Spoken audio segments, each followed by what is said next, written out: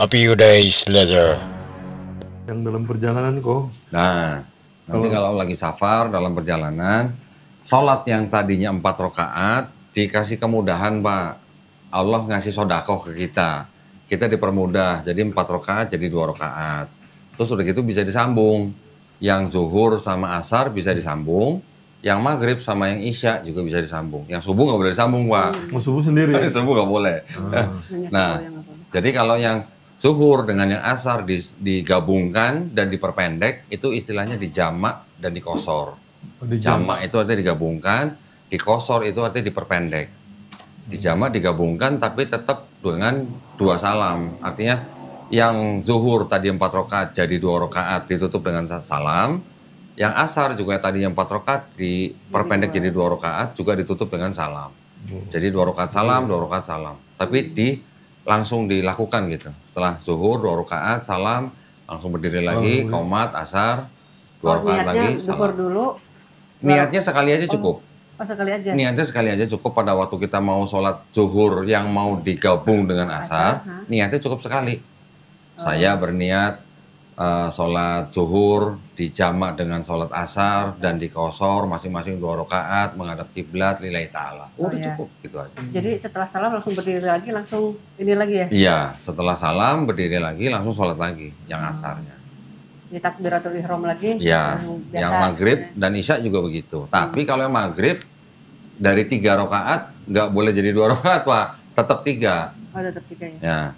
Zuhur 4 rakaat jadi 2, asar 4 rakaat jadi 2, maghrib 3 tetap 3, isya 4 jadi 2. Itu sholat-sholat yang ketika kita sedang melakukan perjalanan. Tapi perjalanannya ini perjalanan yang seberapa jauh nih, Pak? Nah gitu. Ini nanti ada beberapa pendapat. Ada yang mengikuti hadis yang perjalanan yang boleh dijamak qashar itu yang setelah melebihi kurang lebih ya Bu ya, kurang lebih 90 km. Tapi ada juga yang mengambil hadis cuma 5 km. Itu boleh. Dan ketika kita mau melakukan perjalanan, kita bisa melakukan sholat jamak qashar itu pada saat kita sedang di perjalanan, di tengah perjalanan, atau sebelum. Sebelum perjalanan pun kita boleh sholat di jamak dan di qashar. Karena kita sudah mau melakukan perjalanan. Nah, ketika kita menginap di suatu tempat, itu ada beberapa perbedaan pendapat. Ada yang 3 hari pertama boleh jamak qashar, hari keempat sudah full gitu.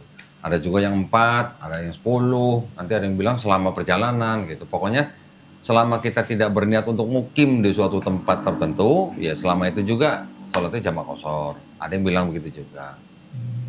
Bapak jangan khawatir, mau ngikut yang mana itu sesuai dengan kemampuan Bapak. Jamak qashar. Jamak qashar. Saya dulu gitu Pak, ketika waktu saya baru-baru belajar, saya punya guru seorang Habib di Pelabuhan Ratu, sudah almarhum. Ketika baru-baru saya belum tahu yang namanya jamak qashar kan Pak. Ya pergi-pergi aja, jarak sudah memenuhi syarat lah gitu lah. Ketika sampai di rumah Habib, sedang santai, waktunya sholat asar. Sholat, kata Habib itu kan. Jamak qashar. Saya bilang, saya kan lagi santai. Kenapa harus jamak qashar? Saya bilang, saya mau 4 rakaat aja. Jangan sombong sebenarnya. Itu sodakoh dari Allah gitu katanya. Jangan ditolak gitu, gitulah. Ya udah akhirnya baru saya ikutin. Oh dulu masa kalau kemana-mana tetap aja 4 rakaat gitu. Ternyata ada sodakoh, ada kemudahan yang diberikan buat kita. Nanti Bapak belajar pelan-pelan. Iya tadi. Step by step Pak. Ini mau nanya sama Ko Dani, dia bilang katanya lupa gitu makanya pengen nanya itu ya. Nanti misalnya ada yang lupa, WA saya aja. Ya. WA aja. Ya. Insya Allah yang saya bisa jawab, insya Allah jawab. Ya. Kalau nanti kan sholat di rumah gitu, ini kan kadang-kadang suka banyak lupa gitu, gerakan-gerakannya atau apa. Ya. Kan kalau saya kan nggak boleh jadi imam kan, kalau perempuan. Nggak boleh. Jadi tetap harus sendiri-sendiri ya. Gini, selama Bapak sedang belajar, lebih baik kalau laki-laki Pak, sholat wajibnya tuh harus di masjid. Ya, kecuali kalau Bapak punya halangan yang syar'i, uzur yang syar'i. Syar'i itu maksudnya misalnya sakit gitu ya, atau sedang bepergian atau apa. Tapi kalau tidak ada halangan yang syar'i, Bapak kalau sholat di masjid itu Bapak, apa ya namanya, 27 derajat lebih tinggi pahalanya Pak daripada Bapak sholat sendiri di rumah. Jadi laki-laki sholatnya di masjid, perempuan sholatnya di rumah. Nah, ketika Bapak sedang belajar, Bapak belum bisa sholat sendiri kan, belum tahu maksudnya urutan, bacaan gitu. Nggak apa-apa, Bapak ke masjid aja, tinggal sebagai makmum. Makmum itu artinya sebagai jamaah. Kita ikutin aja gerakan orang-orang yang ada di situ. Setiap gerakan yang ada bacaannya, kalau Bapak belum hafal bacaannya, Bapak cukup sebutkan subhanallah, subhanallah, subhanallah. Cukup. Kalau Bapak belum hafal bacaannya. Itu berapa kali kalau di Semampunya Bapak aja, Oh, gitu. selama imamnya baca gitu. pas lama imam baca kita Ya, nanti kalau imamnya sudah Allahu Akbar memberitahukan gerakan berikutnya, ya Bapak tinggal ikutin aja. Ketika Bacanya sedang itu sujud, subhanallah gitu ya. ya ketika sedang sujud juga baca aja subhanallah aja. Oh, jadi Tapi dalam hati Pak, pada saat tiap gerakan tuh ada itunya ya, Ya. ada doanya ya, ada doanya dan ada bacaannya. ada bacaannya. Tapi dalam hati ya Pak, jangan yang lain nanti diem Bapak teriak sendiri jangan. Subhanallah sendiri. Iya, dalam hati aja. Artinya gini Pak, Bapak mengucapkan pakai bibir yang bergerak, tapi suaranya hanya bisa didengar oleh kuping Bapak. Yang artinya sir atau dipelankan, bukan berarti kita mulut diem ngomong dalam hati, bukan. Kita tetap mengucapkan, tapi kuping kita aja yang dengar, jangan sampai orang lain dengar gitu. Jadi bibirnya tetap bergerak. Bibir cuman tetap bergerak. suaranya dipelanin gitu. Ya, jadi walaupun kan kalau sholat subuh itu dijahar, artinya dikeraskan suaranya. Zuhur dan asar itu kan disir atau dipelankan suaranya. Tetapi buat masing-masing jamaah itu tetap menggerakkan bibirnya dengan suara yang hanya didengar oleh kupingnya sendiri gitu. Itu namanya sir Pak. Nanti maghrib dan isya itu juga dikeraskan lagi. Bukan berarti bibirnya diem ya Pak ya, bukan dibaca dalam hati. Karena apa namanya, tanda bahwa kita melakukan itu dengan yang sesuai dengan niat kita, itu diperlihatkan dengan gerakan bibir. Kalau dalam hati, istilahnya belum kelihatan benar gitu kita sedang membaca gitu loh. Yang tahu hanya Allah Subhanahu wa taala gitu. Gitu Pak. Nanti setelah itu kalau Bapak sudah bisa sholat yang fardu itu wajib. Nanti Bapak pelajarin lagi ada sholat-sholat yang namanya sholat sunnah.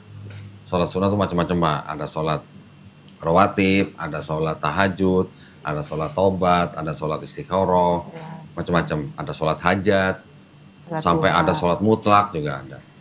Tapi Bapak pelan-pelan aja. Yang pertama-tama Bapak nanti ikuti atau yang coba lakukan itu adalah sholat rawatib. Sholat rawatib itu adalah sholat-sholat yang mendahului dan mengakhiri sebuah sholat. Nah itu tidak semuanya ada sholat rawatibnya Pak. Jadi kalau subuh ada yang namanya sholat yang mendahului, namanya sholat qobliyah. Ya, jadi 2 rakaat sebelum subuh, setelah qomat baru sholat subuh, sudah selesai, jangan sholat lagi. Kalau Bapak sholat lagi setelah subuh malah salah, itu malah nggak boleh gitu. Nanti ketika zuhur, sebelum zuhur ada 4 qobliyah, tapi dilakukan dengan 2 rakaat. Nanti setelah zuhur juga ada lagi 4, 2 rakaat. Asar setahu saya kalau nggak salah ada 2 sebelum. Setelah asar tidak boleh. Nanti begitu juga maghrib. Maghrib setelahnya, bukan sebelumnya. Isya juga begitu, setelahnya, bukan sebelumnya. Jadi total. Tapi nanti kalau udah pelan-pelan biasa, Pak, pelan-pelan. udah Nanti biasa Bapak kalau di nanti masjid tinggal ikutin orang aja. gitu. Habis sholat maghrib, sholat lagi, itu berarti sholat sunnah. Bapak ikutin. Itu kalau Bapak sudah bisa sholat sendiri, gitu dengan bacaan. Bapak nanti makanya kalau sudah belajar sholat di rumah dengan bacaan seperti itu, apalagi sehari 5 kali, insya Allah cepet Pak. Seminggu juga udah bisa sendiri. Saya dulu nggak pakai begitu. Istri saya print Pak, bacaan-bacaan sholatnya di kertas, ditempel di dinding. Yang ketika saya menghadap kiblat gitu kan. Ketika kita belajar dengan baca, cepet. Insya Allah cepet. Nanti bacaannya, setiap sholat itu pasti ada bacaan yang namanya surat Al-Fatihah Pak. Nah Bapak pertama kali harus hafalin surat Al-Fatihah. Karena setiap sholat pasti baca Al-Fatihah. Nanti setelah sholat Al-Fatihah sudah hafal, baru hafalin surat-surat yang pendek. Surat-surat pendek itu dalam satu surat paling 3 ayat, 5 ayat itu. Bapak hafalin. Jadi kalau dalam satu sholat, kalau dia hanya 2 rakaat, berarti rakaat pertama Al-Fatihah diikuti dengan surat pendek. Rakaat kedua juga sama. Kalau dia 4 rakaat, yang ada Al-Fatihah dan surat pendek hanya 2 rakaat pertama. 2 rakaat pertama, habis itu tahiyatul awal, baru kemudian 2 rakaat terakhir hanya Al-Fatihah. Setelah itu tutup dengan tahiyatul akhir. Sini catat. Bapak nanti kalau misalnya baca itu susah, Bapak nanti sholat boleh begini, Pak. Nanti kan saya kasih nih bukunya nih. Bapak sholat bisa sambil baca buku begini kok. Kalau buat latihan, Pak ya, sholat, benar-benar sholat sambil baca begini boleh. Nanti ada niatnya, ada bacaan sholatnya, ada gerakannya bagaimana. Ini ada gambarnya nanti, Pak. Insya Allah dipermudah, Pak. Insya Allah. Tenang aja, tenang. Bahkan nanti kan, Bapak kan nanti kan saya kirimin guru. Iya. Kalau misalnya Bu Yuyu nggak sempat ngajar Bapak, Mendingan sama orang lain. mending sama orang lain, Pak. Kalau sama istri nanti ribut. lain lah, rasanya beda, Pak. Nanti malah ribut. Nanti ada nanti bisa bilang, ah kamu sok pinter gitu, kan bisa Iya. begitu nanti. Mending sama orang lain, itu insya Allah cepet kok, Pak.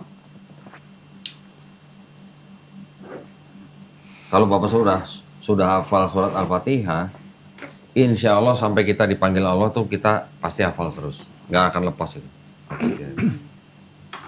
Dari kemarin tuh udah ngapal-ngapalin dulu masih ada yang salah. Ada yang salah. Tenang Pak, santai Pak.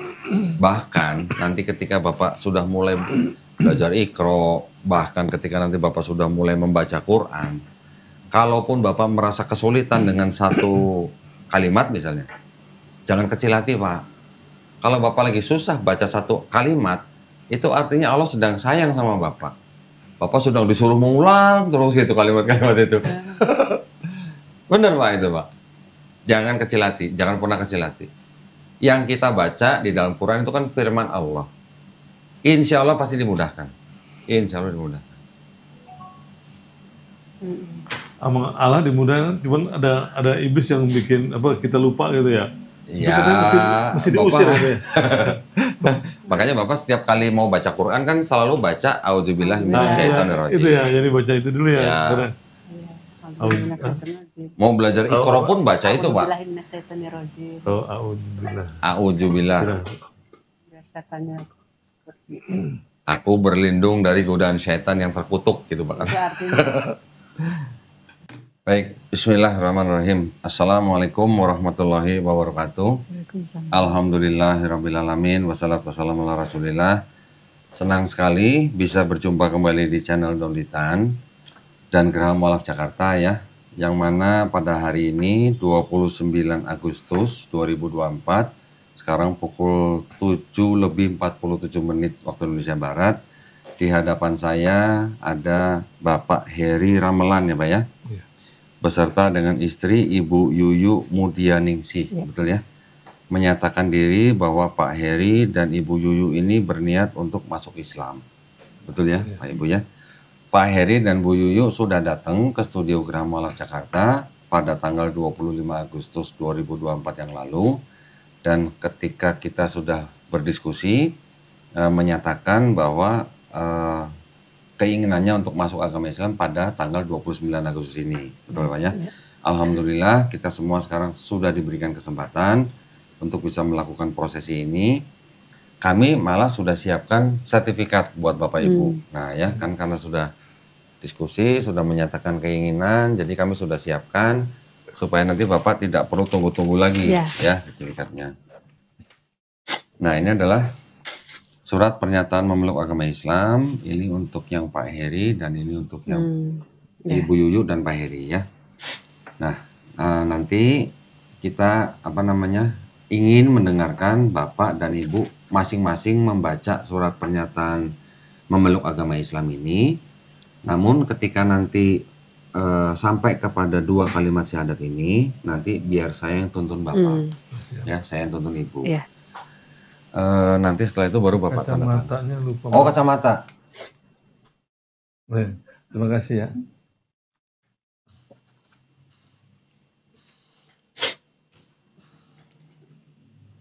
Nanti ya Pak ya setelah dibaca, setelah bersyahadat baru nanti kita sama-sama Bapak tanda tangan dan Ibu tanda tangan. Nah, sekarang mungkin Bapak saya persilahkan untuk membaca mulai dari sini Pak, pernyataan masuk pernyataan memeluk agama Islam. Bismillahirrahmanirrahim. Bismillahirrahmanirrahim. Pernyataan memeluk agama Islam. Sesungguhnya agama yang diridhoi di sisi Allah hanyalah Islam. Surah Al-Imran Ayat 19. ayat 19. Ya. Dengan ini saya, Heri Ramelan, Nik nggak usah dibaca nggak apa-apa. Alamat juga nggak usah dibaca. Agama sebelumnya aja. agama sebelumnya adalah Kristen. Nih, dengan ini, Dengan kesadaran dan keikhlasan sendiri, saya menyatakan memeluk agama Islam dengan mengucapkan 2 kalimat syahadat. ya ditunggu sebentar Pak ya. Sekarang Ibu baca dulu dari sini. Ya. Pernyataan memeluk agama Islam. Sesungguhnya agama yang diridhoi di sisi Allah hanyalah Islam. Surat Al-Imran ayat 19. Dengan ini saya, nama Yuyu Mudianingsih, agama sebelumnya Kristen, dengan kesadaran dan keikhlasan sendiri menyatakan memeluk agama Islam dengan mengucapkan 2 kalimat syahadat. Ya, baik. Nah, sekarang Bapak berjabat tangan dengan saya. Ibu Yuyu tolong tangan kanannya dengan menunjuk 1 jari. Gini, Nah, seperti itu. Menunjukkan ketauhidan. Pak Heri ikuti dan Ibu Yuyu ikuti kata-kata yang akan saya ucapkan dalam bahasa Arab. Per kata, nanti kita lanjutkan dengan terjemahan bahasa Indonesianya. Ya. Bismillahirrahmanirrahim. Bersama-sama ya. Asyhadu Ashadu alla ilaha alla ilaha illallah illallah wa asyhadu wa ashadu anna anna Muhammadan Muhammadan Rasulullah. Rasulullah. Aku bersaksi Aku bersaksi tiada Tuhan tiada Tuhan yang layak disembah yang layak disembah selain Allah, selain Allah, dan aku bersaksi dan aku bersaksi Nabi Muhammad Nabi Muhammad adalah adalah utusan Allah. utusan Allah. Alhamdulillah. Sah ya, Rik ya? Alhamdulillah. Selamat. Saya ingin memeluk Pak Heri dulu nih. Alhamdulillah Pak Heri sekarang sudah menjadi saudara saya dalam seiman. Ya Pak ya. Mudah-mudahan Pak Heri istiqomah. Amin. Ya Pak ya. Alhamdulillah. Doain terus, Kodande. Alhamdulillah. Ibu selamat ya Bu Ya, ya. makasih Kodonde. Ya. Ya. Silakan Pak duduk dulu. Makasih. Yuli kalau mau kasih selamat buat Bu Yuyu boleh. Bapak tolong silakan tanda tangan di sini ya. Doain ya. Kok nggak bawa Doain paspor terus. ya? Nggak apa-apa nanti di rumah aja Pak. Ya.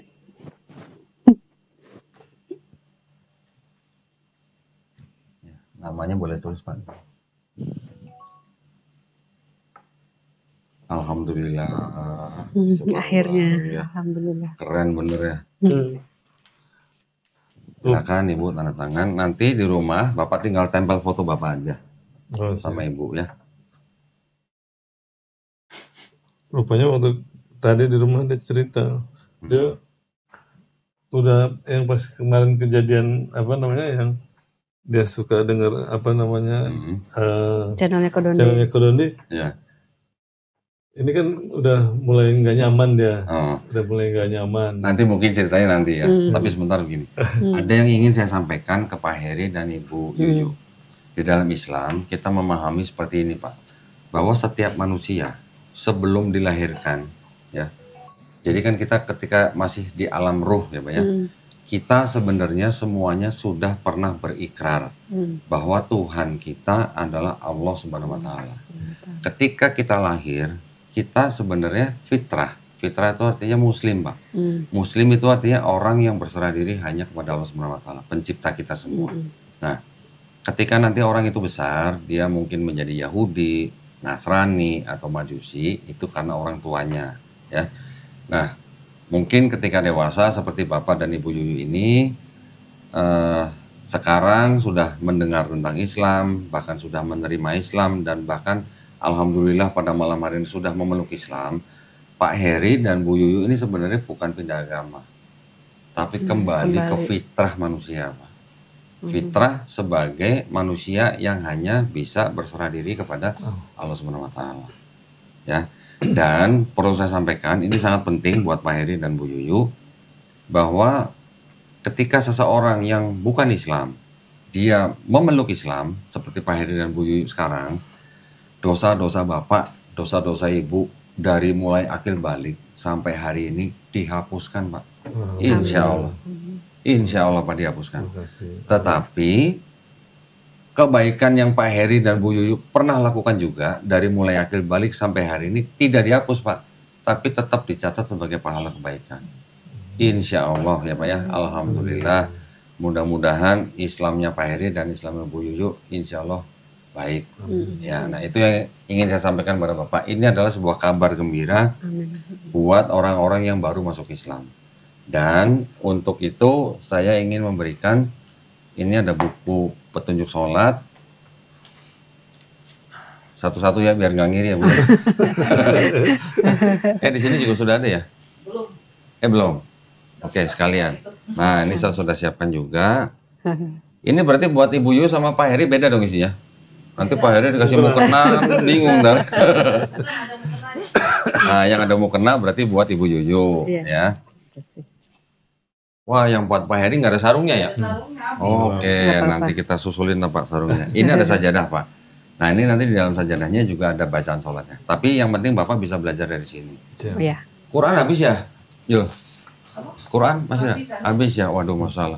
Mohon maaf Pak, Qurannya sedang habis. Iya, Bu. Nanti kita kirim ke rumah ya Pak ya. Ini sementara itu saya kasih dulu, ini buku Iqra Pak. Nah, ini buku yang legendaris nih Pak. Ya, Bapak nanti seperti anak SD lagi ketika mau belajar ini. Tapi jangan kecil hati Pak. Insya Allah mudah. Ya, ketika dilakukan dengan istiqomah, insya Allah mudah. Saya berikan kepada Bapak Ibu ya. Dan mohon maaf Pak, sebelumnya tidak mengurangi rasa hormat kami buat ke Pak Heri dan Bu Yuyu. Orang-orang yang baru masuk Islam itu adalah orang-orang yang termasuk salah satu dari 8 kelompok yang berhak menerima zakat. Nah, kami juga ingin memberikan zakat ini kepada Bapak Ibu. Tolong jangan dilihat jumlahnya Pak, ya. Tolong diterima aja dengan baik. Terima kasih. Ya, kami hanya melakukan amanah nih Pak nih. Ibu tolong diterima Ibu ya. Terima kasih Bu. Nah, sertifikatnya mungkin bisa disimpan di sini Bu. Takut rusak. Saya foto dulu ya Pak ya. Iya. Sertifikatnya. Belum ada fotonya tapi. Nggak apa-apa, nanti Bapak tinggal. Yang penting kan saya nomor dan tanda tangan Bapak.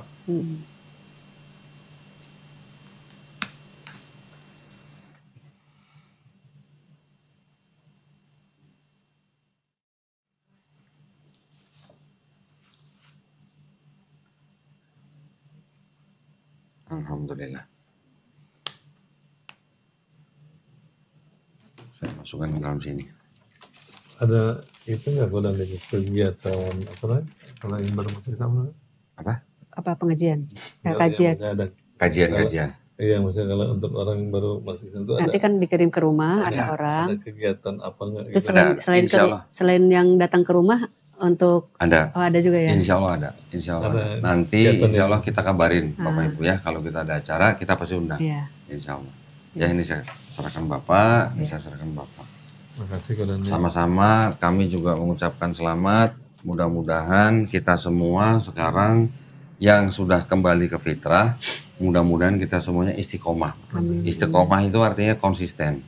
Ya. Dan insya Allah mudah-mudahan kita semua nih Pak, kita semua nanti husnul khotimah. Husnul khotimah itu artinya mati dalam keadaan baik atau mati dalam keadaan Islam. Itu yang kita harapkan ya Pak ya. Alhamdulillah. Saya senang sekali kita sama-sama berharap dan berdoa kepada Allah Subhanahu wa taala. Mudah-mudahan kita dijadikan golongan manusia yang mengikuti apa yang sudah diturunkan Allah Subhanahu wa taala melalui rasulnya, dan juga insya Allah mudah-mudahan kita menjadi golongan manusia yang menyaksikan keesaan Allah Subhanahu wa taala. Ya, Pak ya. Juga tidak lupa kita juga sama-sama berdoa, mudah-mudahan kita semua dihindarkan dari api neraka dan azab neraka. Ya, itu hanya yang permohonan kita yang paling basic yang bisa kita minta kepada Allah Subhanahu wa taala. Itu aja ya Pak ya. Nanti setelah ini kita bisa ngobrol-ngobrol lagi. Masih ya. Nah, saya tadi masih penasaran nih yang semalam di gereja gimana? Mungkin kalau lebih santai Ya, Bapak di sana bisa ya. duduk di sini ya. Baik. Ya. Makasih ya Kak Ya, Dandi. sama-sama. Saya juga terima kasih banyak buat Bapak Ibu ya. Nah, sekarang waktunya Pak Heri cerita nih. Saya penasaran bener.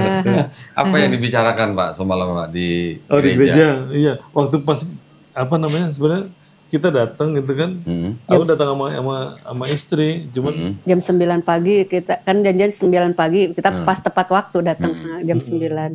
Bu pendeta datang, cuman apa namanya nggak boleh masuk berdua gitu jadi karena apa namanya karena saya kan pelayan istilahnya di situ, dia kan sebagai pendeta gitu jadi ini istilahnya mungkin kan intern jadi karena mungkin dianggap saya itu lagi ada masalah gitu kan, dia sebagai apa namanya KMJ-nya sebagai pendeta yang membimbing saya itu apa itu pribadi gitu. Apa Maksudnya bergantian masuk atau memang ibu nggak boleh masuk? Nggak boleh. Ibu nggak boleh masuk? nggak boleh masuk karena itu intern gitu, maksudnya antara pelayan lah gitu. Ya.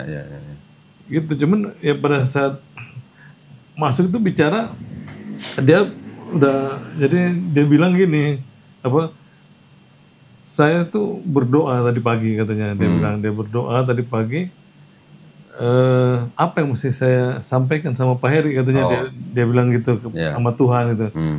Dia bilang dia sumpah katanya saya pendeta katanya saya apa namanya dia bilang jawabannya tadi pagi percuma katanya ngomong sama Pak Heri katanya karena dia udah punya jawabannya. Dia cuma untuk memuaskan apa namanya apa nafsu hati. Ya dia bilang seperti itu, jadi saya bilang saya dengerin aja dulu gitu kan, dengerin dia bilang seperti itu apa itu jawaban doa tadi pagi katanya, dia bilang gitu. Jadi terus dia ngomong, nah terus kemudian saya tanya gitu, saya ngajuin pertanyaan-pertanyaan ke Bu Pendeta kan gitu. Oh Bapak pendetanya juga ada? Enggak, Bu Pendeta ini kan perempuan, KMJ-nya perempuan. Oh memang pendetanya perempuan, gembalanya? Ya gembala, jadi ketuanya di situ perempuan gitu. Ya saya bilang saya tanya gitu kan, loh kan apa namanya yang saya tanya semuanya kan juga dari Alkitab gitu kan. Saya apa namanya dia bilang dia udah baca surat pengunduran dirinya, kemudian masih apa berusaha untuk saya terus berpikir gitu. Dia bilang dia pikir saya tuh imannya lagi goyang, lagi goyang gitu dia. Dan yang seperti pertanyaan yang saya sampaikan, dia bilang gini, apa ini pertanyaannya semuanya apa namanya sama kayak pertanyaannya apa tadi istilah kalau orang mualaf gitu. Dia bilang sama kayak siapa Tantan tuh katanya, dia bilang. Tantan. Oh berarti dia tahu Donditan nanti.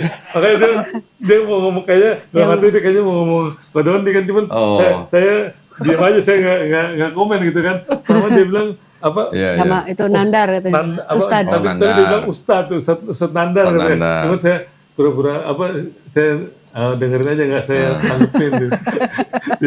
Oh berarti ternyata update juga ya pendeta ya. Oke, tapi dia tidak menjawab Pak. Hanya bilang itu pertanyaan mualaf gitu.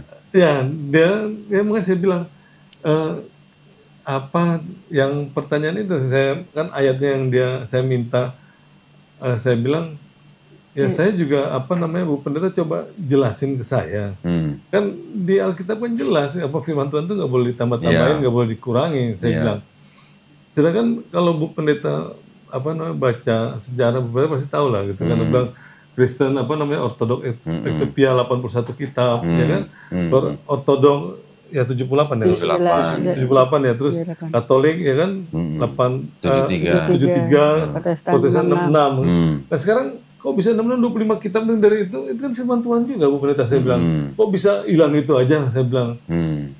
Kan harusnya kan nggak boleh kalau secara apa namanya secara kalau kita firman Tuhan yang udah kita baca kan nggak boleh. Harusnya itu kan firman Tuhan juga, terus kok bisa kita anggap yang 66 aja yang benar ya kan.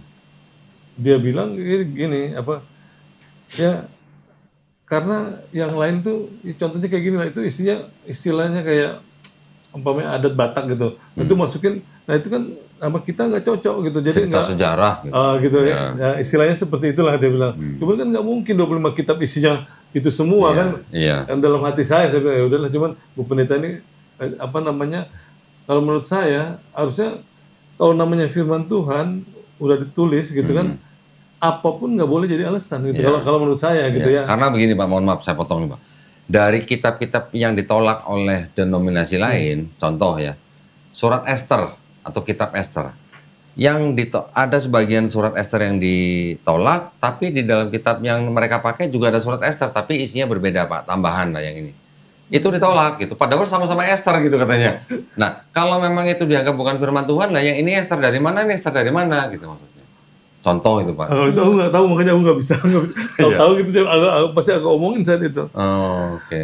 Nah itu jadi catatan kita juga nanti. Oh jadi Esternya beda itu ya? Iya, sama-sama Ester, tapi kalau yang ditolak itu adalah bisa dikatakan mungkin tambahan lah gitu ya. Tapi yang di dalam kitab yang Protestan ada kitab Ester gitu. Yang di Deuterokanonika dan yang Ortodok dan itu juga ada Esternya juga Pak. Sama-sama Ester gitu loh. Jadi kenapa yang Ester ini dianggap firman Tuhan, yang Ester ini bukan firman Tuhan gitu. Iya. Gitu. Iya, itu saya bilang kan alasannya kan jelas, saya di situ saya bilang bahwa saya ngundurin diri karena saya kan sebagai penatua itu harus menjaga kemurnian ajaran. Sedangkan ajaran itu kan maksudnya Bu Pendeta kan yang di dalam Alkitab ini kan saya bilang. Sedangkan saya tahu bahwa itu banyak ayat sisipan saya bilang kan. Dia bilang tapi beda katanya, dia bilang yang dimaksud ayat sisipan nggak boleh nambah kurangi itu. Kalau ini kan untuk memperkuat gitu kan dia bilang seperti itu, cuman ya jadi saya bilang ini kayak jadi pembenaran kan gitu kan, padahal namanya udah bilang nggak boleh ya nggak boleh lah kalau di dalam firman kan harusnya kan gitu ya dan dia kalau menurut saya gitu udah nggak boleh ngurangin, tapi dia bilang kalau dulu kan dibilang sejarah Kristen kan Bapak tahu banyak ajaran sesat juga kan, iya saya tahu, dia bilang itu memang ada. Nah ini kenapa ayat ini keluar katanya nggak boleh ditambah, nggak boleh dikurangi, karena pada saat itu banyak ajaran sesat, makanya kenapa ada kanonisasi Alkitab. Saya bilang kenapa kok yang di kanon itu kan juga Bapak Gereja, saya bilang kenapa yang Injil-Injil yang murid-muridnya Yesus yang agama yang bahasa Ibrani kok malah nggak dipakai, ini yang bahasa Yunani, saya bilang gitu. Gitu kan. Ini kalau yang saya baca, saya bilang ini juga no name, saya bilang ini juga, dia nggak mau ngakuin kalau itu tidak diketahui yang menulis. Dia bilang percuma saya jelasin soalnya Pak Heru udah punya jawaban semua, katanya dia bilang kan gitu. Dia bilang seperti itu. Jadi bukan gitu, maksud saya justru Bu Pendeta harus meyakinin saya gitu bahwa saya itu salah gitu. Maunya saya kan begitu kan, Kodandi kan. Tapi dia ngomongnya seperti itu terus, jadi kayak kalau dia bilang percuma jelasin karena Bapak sudah punya jawaban semua, berarti dia sudah tahu bahwa yang akan dia jelasin sudah pasti bisa dibantah sama Pak Heri gitu ya. Iya, jadi dan kelihatannya kalau begitu jawaban dia itu sangat standar Pak. Iya, standar dalam arti hanya berdasarkan tradisi gitu. Iya, dan saya pikir ini jadi jawabannya kayak pendeta ya, karena dia ngakuin kalau dia tuh memang nggak bisa bahasa Ibrani sama bahasa Yunani gitu kan. Dia akui katanya saya memang sibuk jadi nggak sempat pelajarin itu katanya, dia bilang begitu. Dia akuin. Cuman nanti saya kasih ke pendeta, ada dosen saya katanya bisa yang bisa bahasa Ibrani. Jadi saya dirujuk lagi. Cuma saya bilang kan dirujuk, udah kayak pasien aja dirujuk. Tapi di situ ada pendeta kita yang dokter juga, cuman dia udah pensiun. Dia bilang sama itu aja nanti saya coba deh saya juga penasaran juga karena dia waktu itu kan udah jawab pertanyaan saya yang masalah Tritunggal, dia kasih yang Yohanes 1 Yohanes 5:7.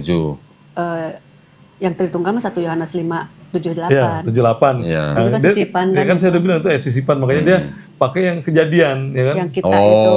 Untungnya kita kan udah dapat dari Kodoni itu yang udah difotoin itu. Saya kasih lihat itu. Dia nggak mau lihat ya kan.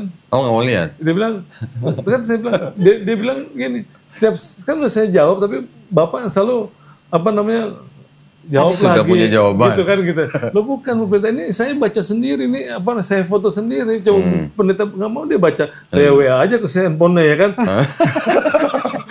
Jadi karena dia nggak mau baca saat itu, ini jelas-jelas ditulis angel. Jadi Allah sedang yang kejadian 126. Iya, Allah sedang bicara sama malaikatnya.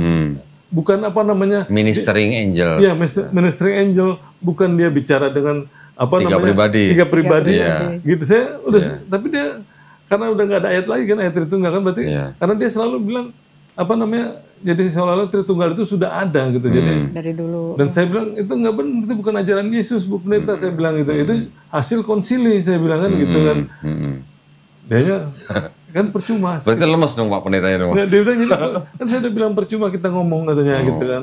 Selama sekarang gini deh, Pak Heri mengakui nggak apa namanya Yesus itu Tuhan gitu kan. Saya percaya Bu Pendeta sama ajaran Yesus. Saya bilang saya percaya sama Tuhannya Yesus. Saya bilang gitu. Tuhannya Yesus. Ya, saya bilang gitu. Alhamdulillah. Saya bilang gitu. Kan Yesus kan ngajarin kita untuk menyembah Allah yang esa. Iya. Gitu. Sama seperti nabi-nabi sebelumnya. Saya bilang, Iya. kan saya bilang gitu. Sekarang saya tanya, menurut Bu Pendeta, Paulus itu siapa? Aku tanya kan, ganti lah. Iya. Waduh, terus gimana? Kalau ya menurut saya dia rasul katanya kan, Paulus itu. Dan sekarang Injil yang Paulus sampaikan kan, kata Paulus, Injil yang saya sampaikan tuh dari apa, dari Kristus katanya, dari Yesus. Ya. Nah sekarang kapan dia ketemunya, saya tanya sama Bu Pendeta. Iya. Kan waktu di perjalanan ke Damsik, kan perjalanan ke Damsik cuma apa namanya, cuma cahaya terus loh, Mendengar suara. Iya, cuma mendengar suara. Akulah Yesus yang kau, kan siapa kan? Iya. Kan dia sempat nanya Paulus, siapa kau Tuhan kalau nggak salah ya? Iya. Akulah Yesus yang kau aniaya, kan suaranya. Kan nggak sempat ngajarin Injil, saya bilang kan. Iya. Kan nggak ada di situ. Berarti kan Paulus bohong, aku bilang. Kan gitu kan, Bu Pendeta langsung, Bapak, saya nanya, saya jawab, Bapak selalu ngomong. Sudah ada jawabannya. Jadi di counter terus. Padahal kan Bapak nanya siapa Paulus, saya jawab ras. Tapi Bapak ngomongnya seperti itu katanya kan. Loh, tapi kan memang benar Bu Pendeta. Kapan apa namanya Yesus ngajar apa Injil pada Paulus, kan nggak pernah sama sekali. Dan Paulus juga pernah bilang apa, ada di apa di firman kan, bahwa dia ngajarkan Injil tuh mau benar atau bohong ya kan. Iya. Kan Aku bersukacita. ya, Aku bersuka-cita. ya Iya. kan? Filipi itu di Filipi. Itu kan jelas sudah nggak benar Bu Pendeta, itu si Paulus, aku bilang kan gitu. Nah saya berusaha untuk jelasin, Yesus kan pernah bernubuat, aku bilang, sebelum dia naik. Aku bilang gitu, kan hati-hati gitu kan. Nabi palsu. Pada nabi palsu gitu. Iya. Akan ada yang datang apa memakai Mengaku Aku adalah aku dia. yang ngaku aku adalah Akulah dia, dia. kan gitu. Yang Jadi Lukas ada itu. Yesus palsu nanti, aku bilang. Iya. Gitu, dan Yesus bilang dia akan datang kembali sebagaimana dia naik, berarti dengan tubuh apa, dengan seperti dia naik dengan tubuh, jadi bukan dengan suara itu. Jadi sebelum apa, saya belum sempat jelasin semuanya, dia tuh udah ngomongnya udah kita kayak nggak mau dengar saya jelasin gitu. Padahal saya mau jelasin bahwa Yesus kan udah sampaikan dulu apa pesan kepada muridnya sama nubuat. Kan kalau nubuat pasti kan harus terjadi kan gitu. Bener nggak Ko Dandi? Nah, tadi saya mau nanya gitu kan. Nah nubuat ini cuman karena dipotong ngomongnya seolah dia kayak nggak mau dengerin, jadi saya nggak sempat nanya ke situ. Oh, pendetanya nggak ngomong gini Pak. Ini yang pendeta saya atau Bapak? Gitu? Jadi dia bilang, tuh, saya itu udah berdoa katanya bahwa pasti jawab seperti ini. Berapa menit Pak tadi Pak obrolannya? 1,5 jam. Setengah jam. Lama juga ya berarti ya? Sempat buka-bukaan Bible berarti Pak? Enggak. Dia ngomong apa nggak cuman, mau lihat. dia sebenarnya udah nggak mau jawab, cuma saya yang nanya lagi. Kalau menurut Bu Pendeta ini gimana gitu kan? Gitu. Cuman tiap dia jawab, saya jawab lagi. Kan Bapak nanya, saya jawab, Bapak ngomong lagi gitu. Ya kan, ini Bapak mau nanya apa mau ngajarin saya gitu? Pendetanya gitu. Akhirnya saya diajak apa namanya berdoa dulu di depan apa. Tetap diajak berdoa Pak? Diajak depan altar gitu, depan apa, karena saya ditabiskan kan di situ kan waktu itu. Ya. Aku juga kaget, wah kalau dibawa berdoa ke situ, aku pikir ini bisa berubah lagi. Tapi apa namanya nggak apa-apa, saya bilang. Saya kan harus gentle juga Pak Andi ya kan. Bukan apa, saya mau kasih lihat bahwa saya juga bertanggung jawab gitu. Jadi nggak apa namanya pergi gitu. Gitu. Jadi ya dia tadinya mau referensi ke dosennya, cuma saya bilang ini saya tahu ada pendeta sih yang gelar dokter, dia yang bisa bahasa. Jadi saya juga pengen tanya sama pendeta itu nanti supaya jelas. Ini kan jelas-jelas bahasa Ibraninya ada malaikat. Nah, pengen tahu masalah Tritunggal ini kalau menurut dia tuh gimana. Iya. Saya penasaran juga gitu. Iya, iya. Ini jelas sisipan yang satu ya kan. Yang satu. Bapak kalau memang mau ketemu dengan pendeta yang bisa bahasa Ibrani itu harusnya Bapak bawa yang Tanakh yang seperti saya tuh. Oh gitu ya. Iya. Kan udah saya foto, udah foto. Udah foto. Iya, ya. Oh, Kan Iya, ada bahasa Ibrani, ada bahasa Inggrisnya. Bahasa Inggrisnya. Ya. Nah, saya mau nanya, ini benar nggak Pak Pendeta ini artinya? Kalau enggak kan berarti nggak ada ayat Tritunggal di Alkitab.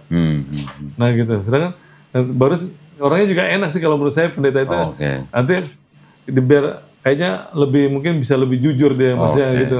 Nah, dari situ baru kan Bu Pendeta kalau udah ketemu sama pendeta itu nanti lapor ya sama saya katanya. Siap. Lapor sama saya.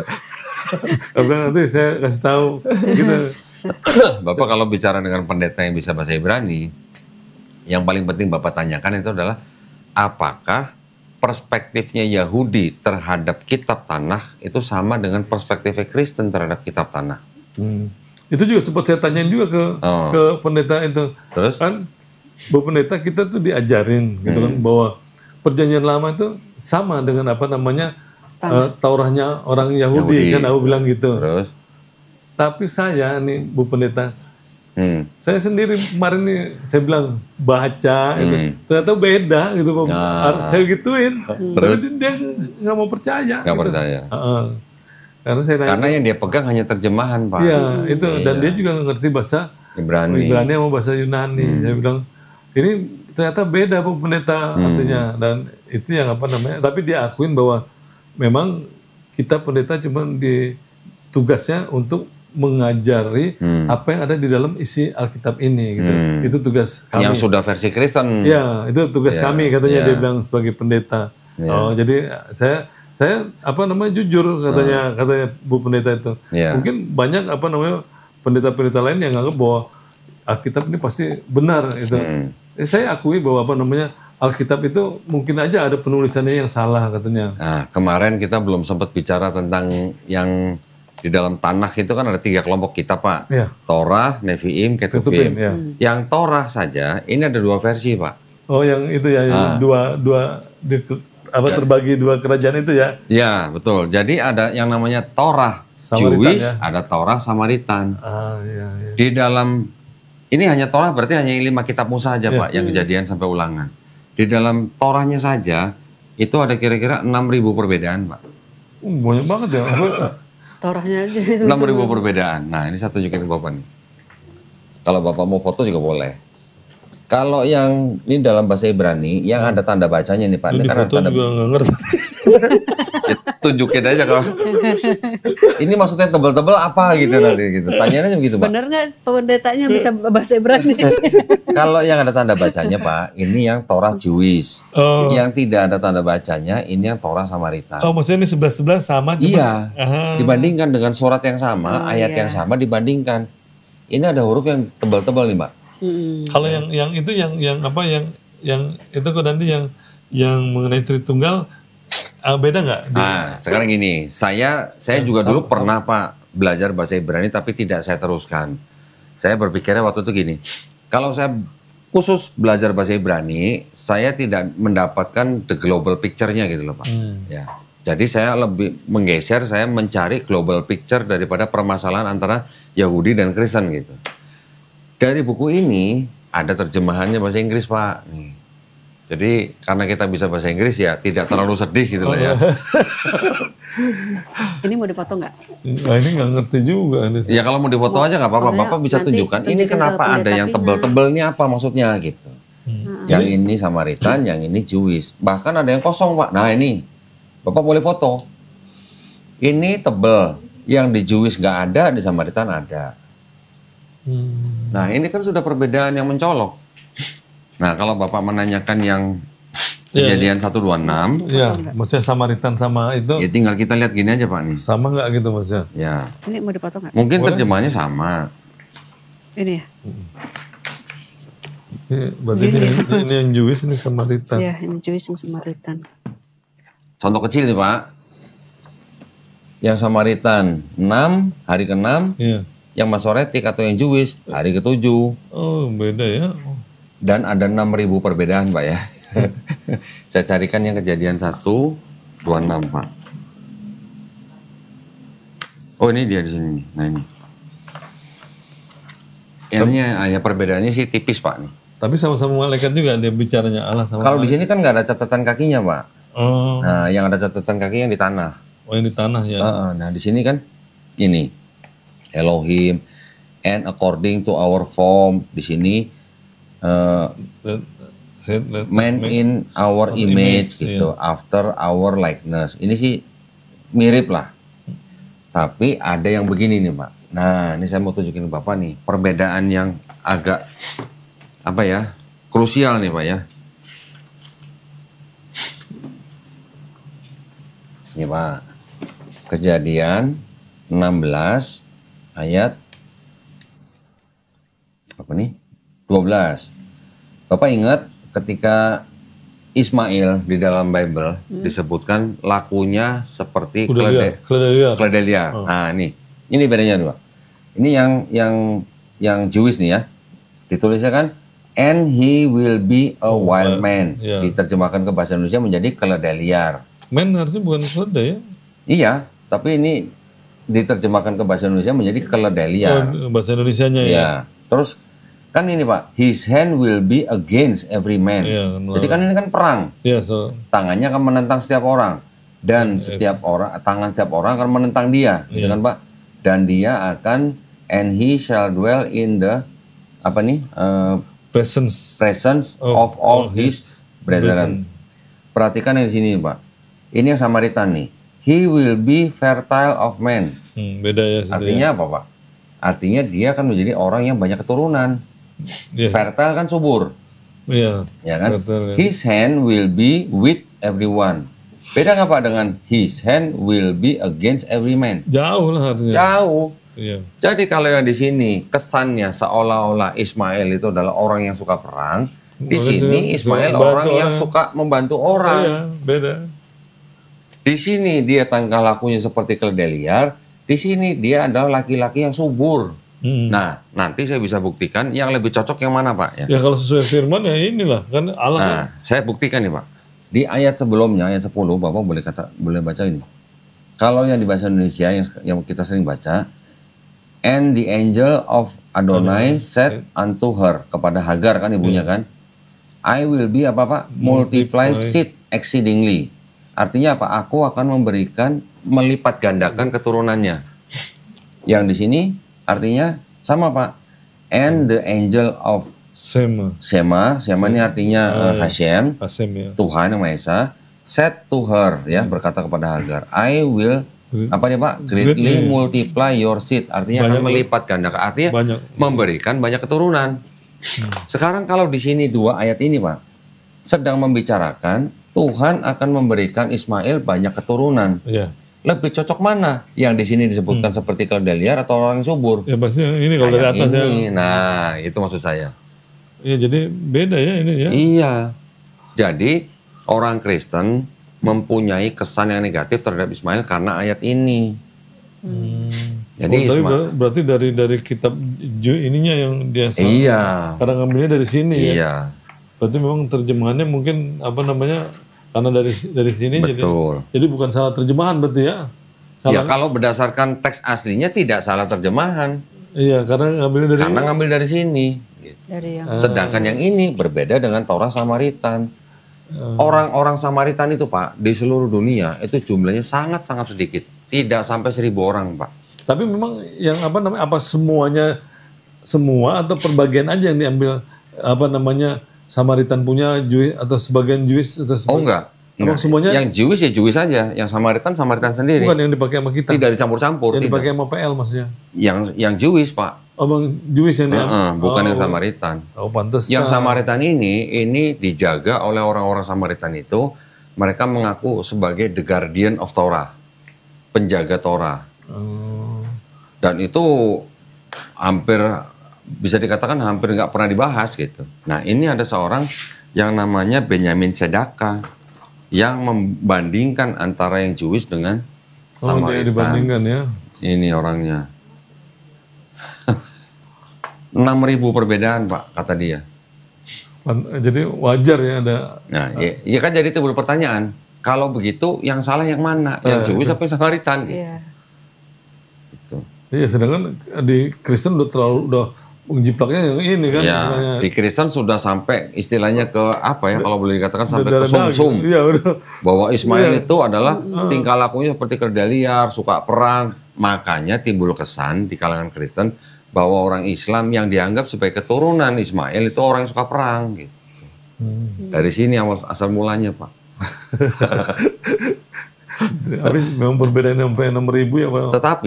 Tetapi gini Pak, saya pernah berbicara dengan seorang rabi, yaitu Rabi Tovia Singer. Dia termasuk kelompok yang Jewish, bukan yang Samaritan. Ya, dia menjelaskan kepada saya tentang keledai liar itu dengan perspektif yang seperti ini Pak. Bahwa yang dimaksud dengan keledai liar itu artinya apa? Keledai liar bukan yang keledai yang di istilahnya di ternak atau yang dipiara. Maksudnya tough ya. Itu adalah binatang yang tough, yang tangguh. Tangguh, dia bisa hidup segala cuaca gitu. Mau hujan, badai, panas bagaimanapun dia tetap menjadi binatang yang tangguh. Maknanya itu ya maksudnya. Maknanya menurut dia gitu. Maknanya menurut dia tuh begitu. Bukan ambil sifatnya ya. Tapi kan Bapak juga pasti ingat di gereja kan pasti kan mengajarkan pada Bapak keledai liar, suka perang. Gitu. Jadi Rabi itu juga menjelaskan kepada saya, keledai liar itu jauh lebih bisa diandalkan daripada kuda perang katanya. Kuda perang memang betul lebih powerful, lebih cepat, tapi juga butuh perawatan khusus.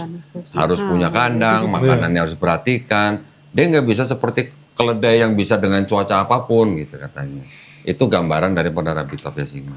Oh jadi salah ngambil sudut pandangnya ya kalau gitu ya berarti ya. Kita ngambil yang ini, kalau ini ambil yang positifnya, kita ngambil negatifnya jadi. Kira-kira gitu Pak. Sedangkan Samaritan berbeda jauh. Ya kalau mau dibandingkan. Nah sekarang kita lihat lagi di situ. Mungkin bisa dicek nih ininya apa namanya huruf Ibraninya.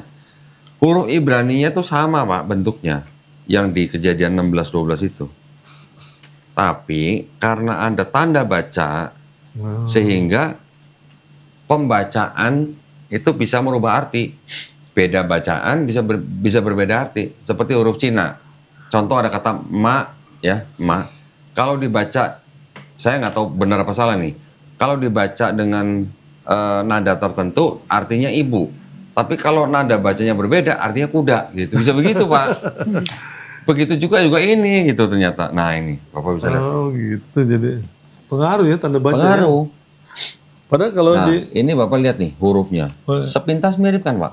Oh iya, cuma beda kayak X ini ada ya. Nah, sepintas mirip, cuman kalau yang di sini dibacanya pere. Kalau di sini dibacanya parah. Ternyata beda arti. Pere artinya orang liar, parah ternyata orang yang subur. Gitu. Tapi memang tulisannya beda ya. Nah, mirip tapi beda. Cuman bacanya beda. Kan mirip kan, huruf ini mirip, hanya huruf yang ini aja yang berbeda. Iya, yang belakangnya ya, ini sama yang tengahnya ada tanda bacanya. Nah ya, ini tanda baca ini ujungnya beda. Jadi gitu, di dalamnya kitab yang disebut dengan kitab Torah saja sudah ada dua versi ini mempunyai 6.000 perbedaan. Kita ngambilnya yang Jewish ya berarti ya? Ya, yang dipakai oleh Kristen di sini adalah yang Jewish. Yang Samaritan setahu saya tidak dipakai oleh siapa-siapa. Kecuali orang-orang Samaritan sendiri. Mereka yang dibilang penjaga Torah. Mereka mengaku sebagai penjaga Torah. Mereka itu kan bisa dikatakan adalah orang-orang keturunan dari anaknya Yusuf Pak. Anaknya Nabi Yusuf alaihissalam. Yusuf kan mempunyai anak Manasye dan Efraim. Ini adalah keturunan mereka. Yang tinggal di Israel bagian utara gitu. Kalau yang Jewish ini yang Israel bagian selatan, Yudea gitu. Yang ibu kotanya Yerusalem. Nah, dengan begini aja kan berarti kan ada masalah gitu di dalam Torah. Ya udah masalah banget ya. Masalah. Tapi tetap aja nggak ada nubuatan tentang Yesus kan di tidak ada. Walaupun banyak perbedaan tapi nggak ada sama sekali. Tidak ada sama sekali. Baik dari pihak Jewish maupun pihak Samaritan sama sekali mereka bilang tidak ada buat Yesus. Berarti itu yang penting juga ya kan? Iya. Jadi kesimpulannya sama kalau masalah itu ya nggak ada nubuatan tentang Yesus. Saya lupa waktu tadi Bapak datang sini saya udah jelasin apa belum? Orang Yahudi Pak memandang yang namanya Mesias itu adalah raja bangsa Israel dengan beberapa kriteria. Kriterianya juga berdasarkan ini juga. Di dalam sini juga ada ayat-ayat ya Pak. kriteria yang pertama, ini menurut orang Yahudi Pak ya, bahwa yang disebut dengan Mesias Raja orang Israel itu adalah harus keturunan dari Daud melalui anaknya Salomo atau Sulaiman. Sedangkan Kristen kan klaim Yesus adalah Mesias yang dijanjikan gitu kan. Sedangkan Yesus kan di Bible sendiri diceritakan bahwa Yesus anak kandung Maria, tapi kan bukan anak kandung Yusuf. Antara Yusuf dan Maria, yang keturunan Daud dari Salomo itu yang Yusuf Pak, bukan yang Maria. Yang Yusuf melalui Salomo, yang Maria melalui Nathan. Nah, berarti kan sudah nggak masuk kriterianya kan, sebagai harus keturunan Daud melalui Salomo. Kedua, ini menurut orang Yahudi ya Pak ya, yang Jewish nih, bahwa yang disebut dengan Mesias yang akan datang itu benar-benar manusia, bukan Tuhan yang jadi manusia gitu. Benar-benar manusia. Hasil hubungan badan manusia gitu Pak, bukan Tuhan yang inkarnasi jadi manusia, nggak ada konsep begitu gitu. Itu dua-duanya. Kemudian mereka katakan lagi, Mesias yang akan datang itu, dia akan datang ketika di seluruh bumi sudah tidak ada orang angkat senjata. Artinya sudah tidak ada orang perang gitu. Yesus waktu lahir masih ada perang nggak Pak? Ya Masih lah, zaman sekarang masih ada perang Pak ya? Iya. Satu lagi, Mesias yang akan datang itu, nanti dia akan datang ketika di seluruh bumi ini sudah mengenal Hashem. Hashem itu adalah Tuhan. Ya nggak mungkin kan. Sekarang masih ada nggak Pak orang yang belum kenal Tuhan yang Maha Esa? Masih ada kan, suku-suku pedalaman atau... Nah, terus yang terakhir kali orang Yahudi bilang, yang disebut dengan Mesias yang akan datang itu, dia datang untuk menyelesaikan misi cukup sekali. Bukan yang datang, pergi, datang lagi gitu. Nah kalau Yesus di Bible kan, sudah datang, sudah disalib, sudah bangkit, sudah diangkat, nanti mau datang lagi. Walaupun kita Islam sebagian besar juga percaya bahwa Nabi Isa AS akan datang lagi. Tapi kita ketika Nabi Isa datang, kita bukan mengharapkan dia datang sebagai Tuhan. Dia nanti akan datang sebagai umatnya Nabi Muhammad SAW. Dengan tugas-tugas yang sudah diberikan. Ya, kalau menurut hadis dia akan membunuh Dajjal, akan mematahkan salib dan membunuh babi. Membunuh Dajjal ini bisa diartikan harfiah atau literal. Tapi mematahkan salib dan membunuh babi bisa dikatakan itu arti kiasan Pak. Kiasan dalam arti apa? Meluruskan ajaran ya? Yang berurusan dengan salib dan babi siapa? Kristen. Nah, jadi kurang lebih yaitu untuk apa? Untuk membantah fitnah-fitnah orang-orang yang menuhankan dia. Meluruskan. Kira-kira gitu Pak. Di Alkitab kan dia akan datang untuk jadi hakim 12 suku Israel. Iya, bersama dengan 12 muridnya akan menghakimi bangsa Israel aja, bukan nggak menghakimi seluruh dunia. Yang selain Israel dihakimin nggak Pak? Kalau itu enggak, kalau di Alkitab gitu. Iya. Itu saya udah bilang begitu. Ini kan cuma, tapi enggak heran pendeta tuh enggak. Karena Kristen menganggap bahwa mereka mempunyai ikatan rohani Pak dengan bangsa Israel. Hanya sebatas rohani. Gitu. Ya, terus aku tanya mana ayatnya?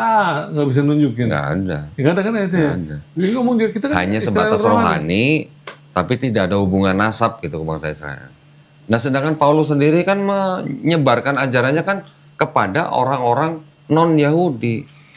Iya. Kepada orang-orang yang bukan Yahudi. Ajarannya dia. Kan Paulus bilang, kepada kalian yang orang Yahudi, kalian harus tetap hidup di hukum Taurat.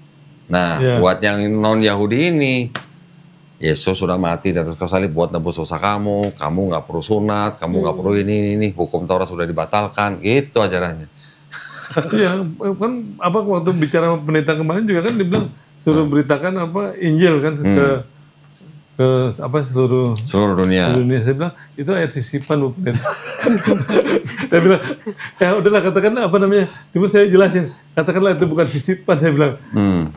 Di dua raja-raja saya bilang bahwa bangsa Israel itu sudah terpencar, nggak mau dengerin saya ngomongnya. Saya udah bilang di dua ngomongnya kan gitu. Makanya maksudnya beritakan Injil itu kepada bangsa-bangsa Israel yang ada di bangsa-bangsa di dunia yang udah terpencar itu maksudnya. Karena nggak mungkin saya bilang namanya firman Tuhan tuh harus saling berkaitan, nggak ada yang saling bertolak belakang kalau namanya firman itu Bu Pendeta. Saya bilang gitu. Ini kan Yesus sudah bilang nggak boleh beritakan Injil melewati ke bangsa lain. Nah sama ini juga kan Bapak baca dong pasti di Bible dong. Yesus kan bilang, aku diutus hanya untuk kepada domba domba-domba yang tersesat dari bangsa Israel. Saya juga bilang begitu, tapi nggak mau dengerin tuh. Terus itu satu. Kedua, Yesus juga pernah melarang murid-muridnya kemana, Pak? Iya, ke bangsa lain. Ke Samaria. Ke Samaria. Nggak boleh. Jadi jangan Dua perintah ini atau dua pernyataan ini tiba-tiba mau dianulir oleh satu ayat yang bilang karena itu pergilah jadilah semua bangsa muridku. Baptislah mereka dalam nama Bapa dan Putra dan Roh Kudus. Kan bertolak belakang. Nanti pendeta akan mencoba merekonsiliasi, Pak. Nanti pendeta ada yang bilang begini, oh kalau Yesus yang diutus untuk bangsa Israel itu hanya untuk awal-awalnya aja. Setelah dia mau diangkat baru dia menyuruh ke seluruh bangsa. Ternyata ya sisipan gitu. Saya bilang sisipan deh. Tapi gini Pak, kita punya bukti yang kuat bahwa itu adalah sisipan. Buktinya apa? Tidak ada murid-murid Yesus di seluruh perjanjian baru membaptis orang dalam nama Bapa dan Putra dan Roh Kudus. Tidak ada. Bahkan Paulus pun membaptis hanya dalam nama Yesus. Murid-murid Yesus yang kalau dianggaplah itu perkataan Yesus, Matius 28:19. Murid-murid yang mendengar perkataan Yesus, tidak ada yang membaptis orang dalam nama Bapa dan Putra dan Roh Kudus. Berarti kan pertanyaannya jadi dua, Pak. Apakah murid-murid itu tidak taat kepada perkataan Yesus, atau apakah emang benar itu ayat sisipan? Begitu aja. Simpel kan, Pak? Gitu. Tidak ada murid-murid di seluruh perjanjian baru membaptis orang dalam nama Bapa dan Putra dan Roh Kudus. Berarti pada nggak taat sama Yesus, Pak. Yesus nyuruhnya dalam nama Bapa dan Putra dan Roh Kudus gitu. Sebenarnya saya tuh ngarepin bicara sama pendeta tuh, kurang maksudnya siapa tahu dia bisa mau ngerenungin juga apa yang saya omongin gitu. Saya pikir saya tuh doanya gitu juga. Ya supaya siapa tahu gitu pas ngobrol ini apa nih nih. Ya insya Allah kita doain aja, Pak. Iya, siapa tahu kan dia buka-buka juga, benar juga nih. Nanti Pak, ini kan video kan direkam. Nanti kalau sudah diedit, ditayangkan di YouTube, linknya Bapak kirim ke pendetanya. Oh iya, berarti pantesan aja katanya yang dibilang Tantan tadi. Bapak pura-pura tanya sama pendetanya, maksudnya Pak Pendeta, yang dimaksudkan itu yang ini yang gitu. Gituin aja, nggak apa-apa. Kalau pendeta itu mau ngopi bareng sama saya juga saya mau. Ngobrol-ngobrol ya, ngobrol friendly speaking lah, friendly talk itu mau saya. Sebenarnya aku juga sih, sebenarnya tadi pengen kan kalau umpamanya ada rekan-rekan presbiter yang lain yang penasaran, saya pengen ngajak ke sini juga. Boleh gitu. Pak, boleh. Gitu, jadi ya siapa tahu bisa dia mau ngelihat, oh benar juga, benar apa enggak yang nggak percaya sama saya kan. Kalau dia kan punya buktinya banyak gitu, maksudnya bisa ngobrol. Kalau saya kan tidak mau berdasarkan asumsi, Pak. Saya berdasarkan barang bukti. Nah silakan baca sendirilah gitu. Kan semua manusia, mau Kristen, mau Islam, kan semua manusia tidak terkecuali kan diberikan akal dan pikiran, Pak. Kalau melihat sesuatu, ada barang bukti di depan mata, kan tinggal dia menggunakan akal pikirannya atau tidak gitu. Mau ngebuka kalaupun dia menggunakan akal pikirannya, tapi dia tidak mau jujur kepada dirinya sendiri, ya itu bukan masalah kita, Pak. Ya itu maksud saya tuh. Bukan masalah kita lagi itu udah urusan dia dengan penciptanya gitu. Iya, saya juga sih ngarepin kan saya masih punya adik-adik gitu kan, jadi ya mereka juga kayaknya sih taat banget ya, makanya sampai sekarang belum bisa saya cuman ngomong.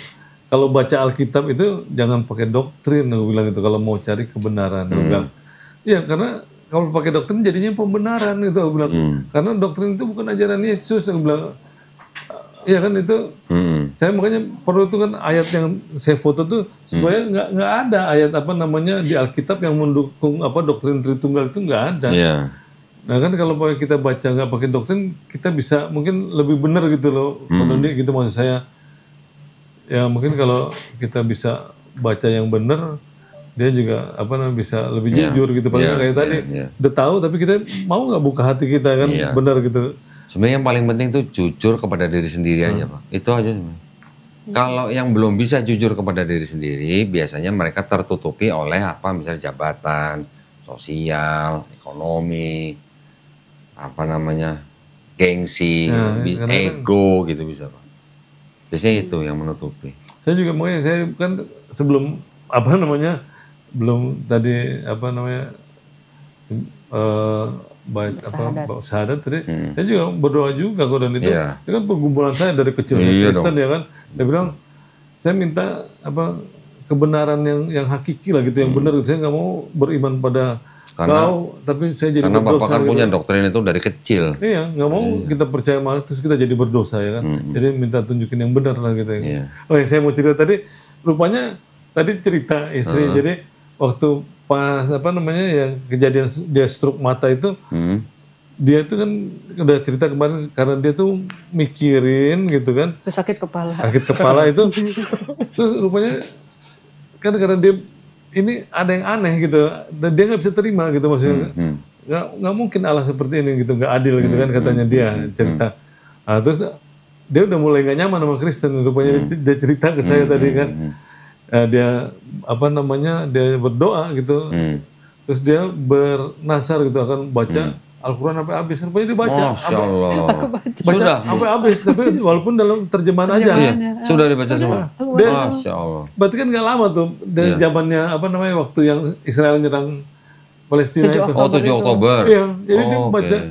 dia baru cerita, jadi udah baca Al-Quran sampai habis katanya. Masya Allah. Jadi dia berdoa untuk saya gitu, Iya, supaya saya dilembutin hatinya kan, karena kalau cerita itu kan suka kadang-kadang saya juga Suka marah saya kalau ngomong mulu gitu, bukan lagi nonton TV, ini dengerin katanya. Dengerin Donitan.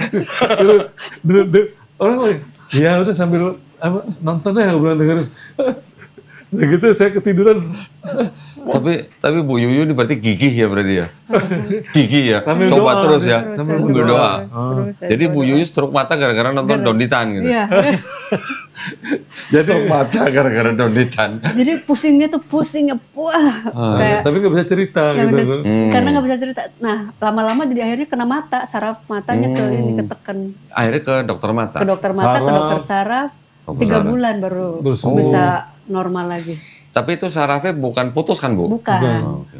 Hanya mungkin terganggu gitu nggak ya. ada faktor penyebab juga, tensi normal, Oh. gula normal, kolesterol juga. Nah Ibu waktu stroke mata itu kenapa nggak? Karena sakit kepala itu. Iya, maksudnya kenapa nggak hubungin saya marah-marah sama saya gitu? Gara-gara kamu nih, saya jadi stroke mata.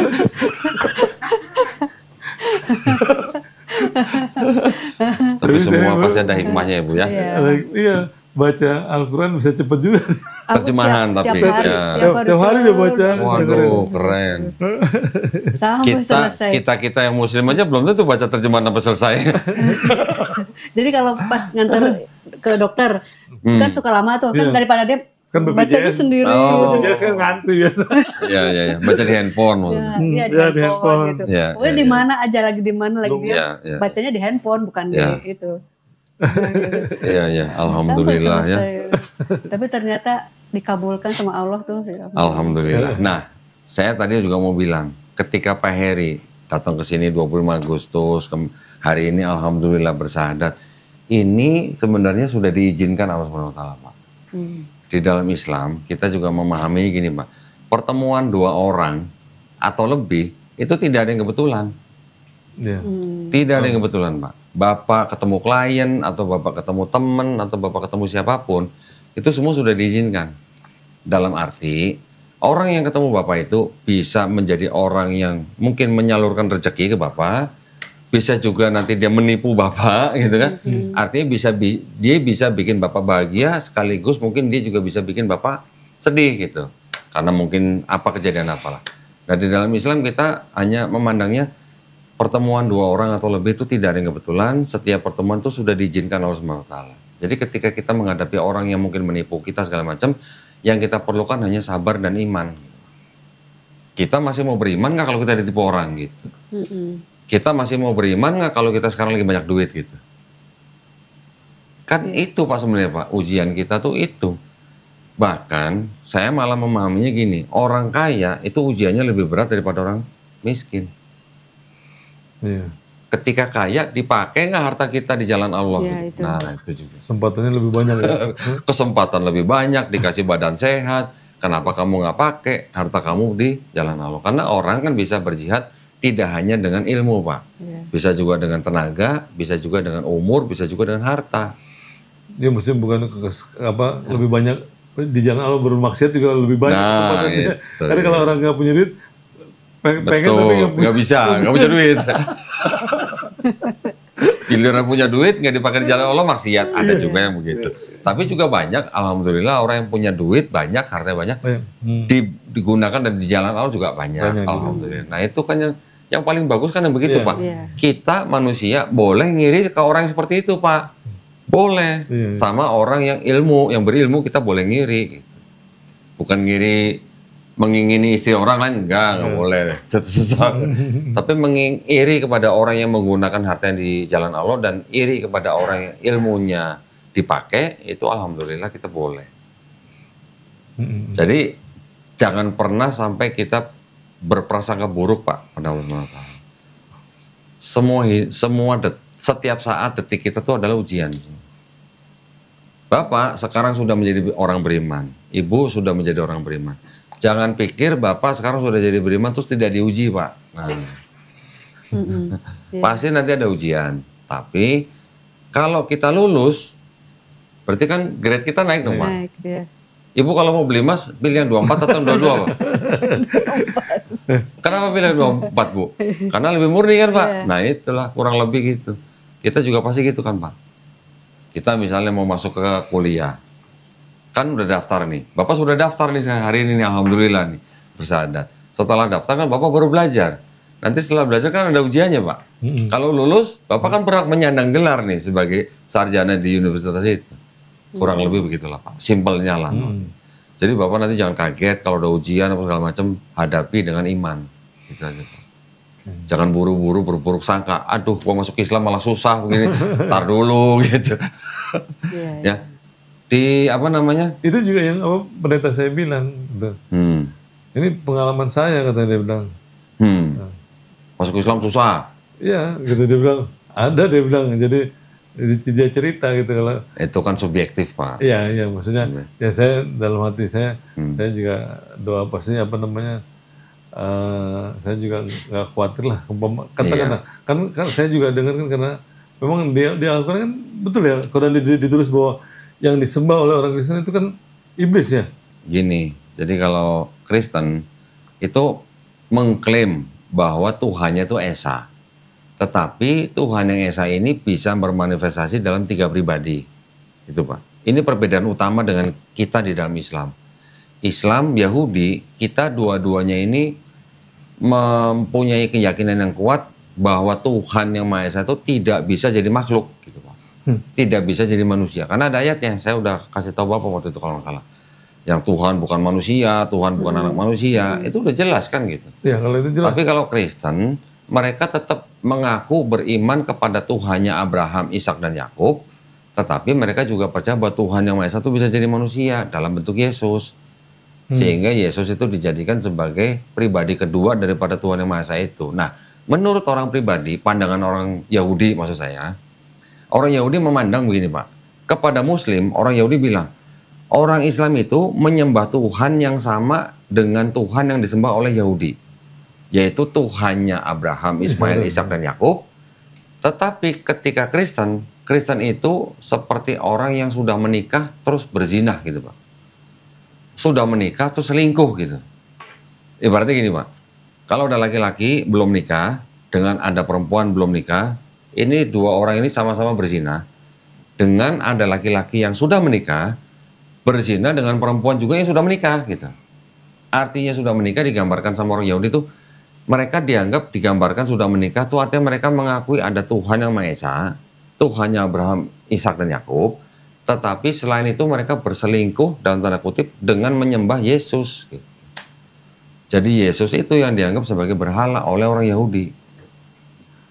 Jadi, karena disembah oleh Kristen. Berarti maksudnya ini pada dia sama Bang Suma tuh ada perbedaan dia karena Bang Suma tuh bilang bahwa Yesus yang disembah oleh orang Kristen itu apa kan Lucifer dia bilang. Itu ada perbedaan bahasa Pak. Ya di saya dengan di Wahyu yang disebut dengan bintang timur. Bintang timur atau putra fajar. Putra fajar. Itu ada semacam kayak ada apa ya?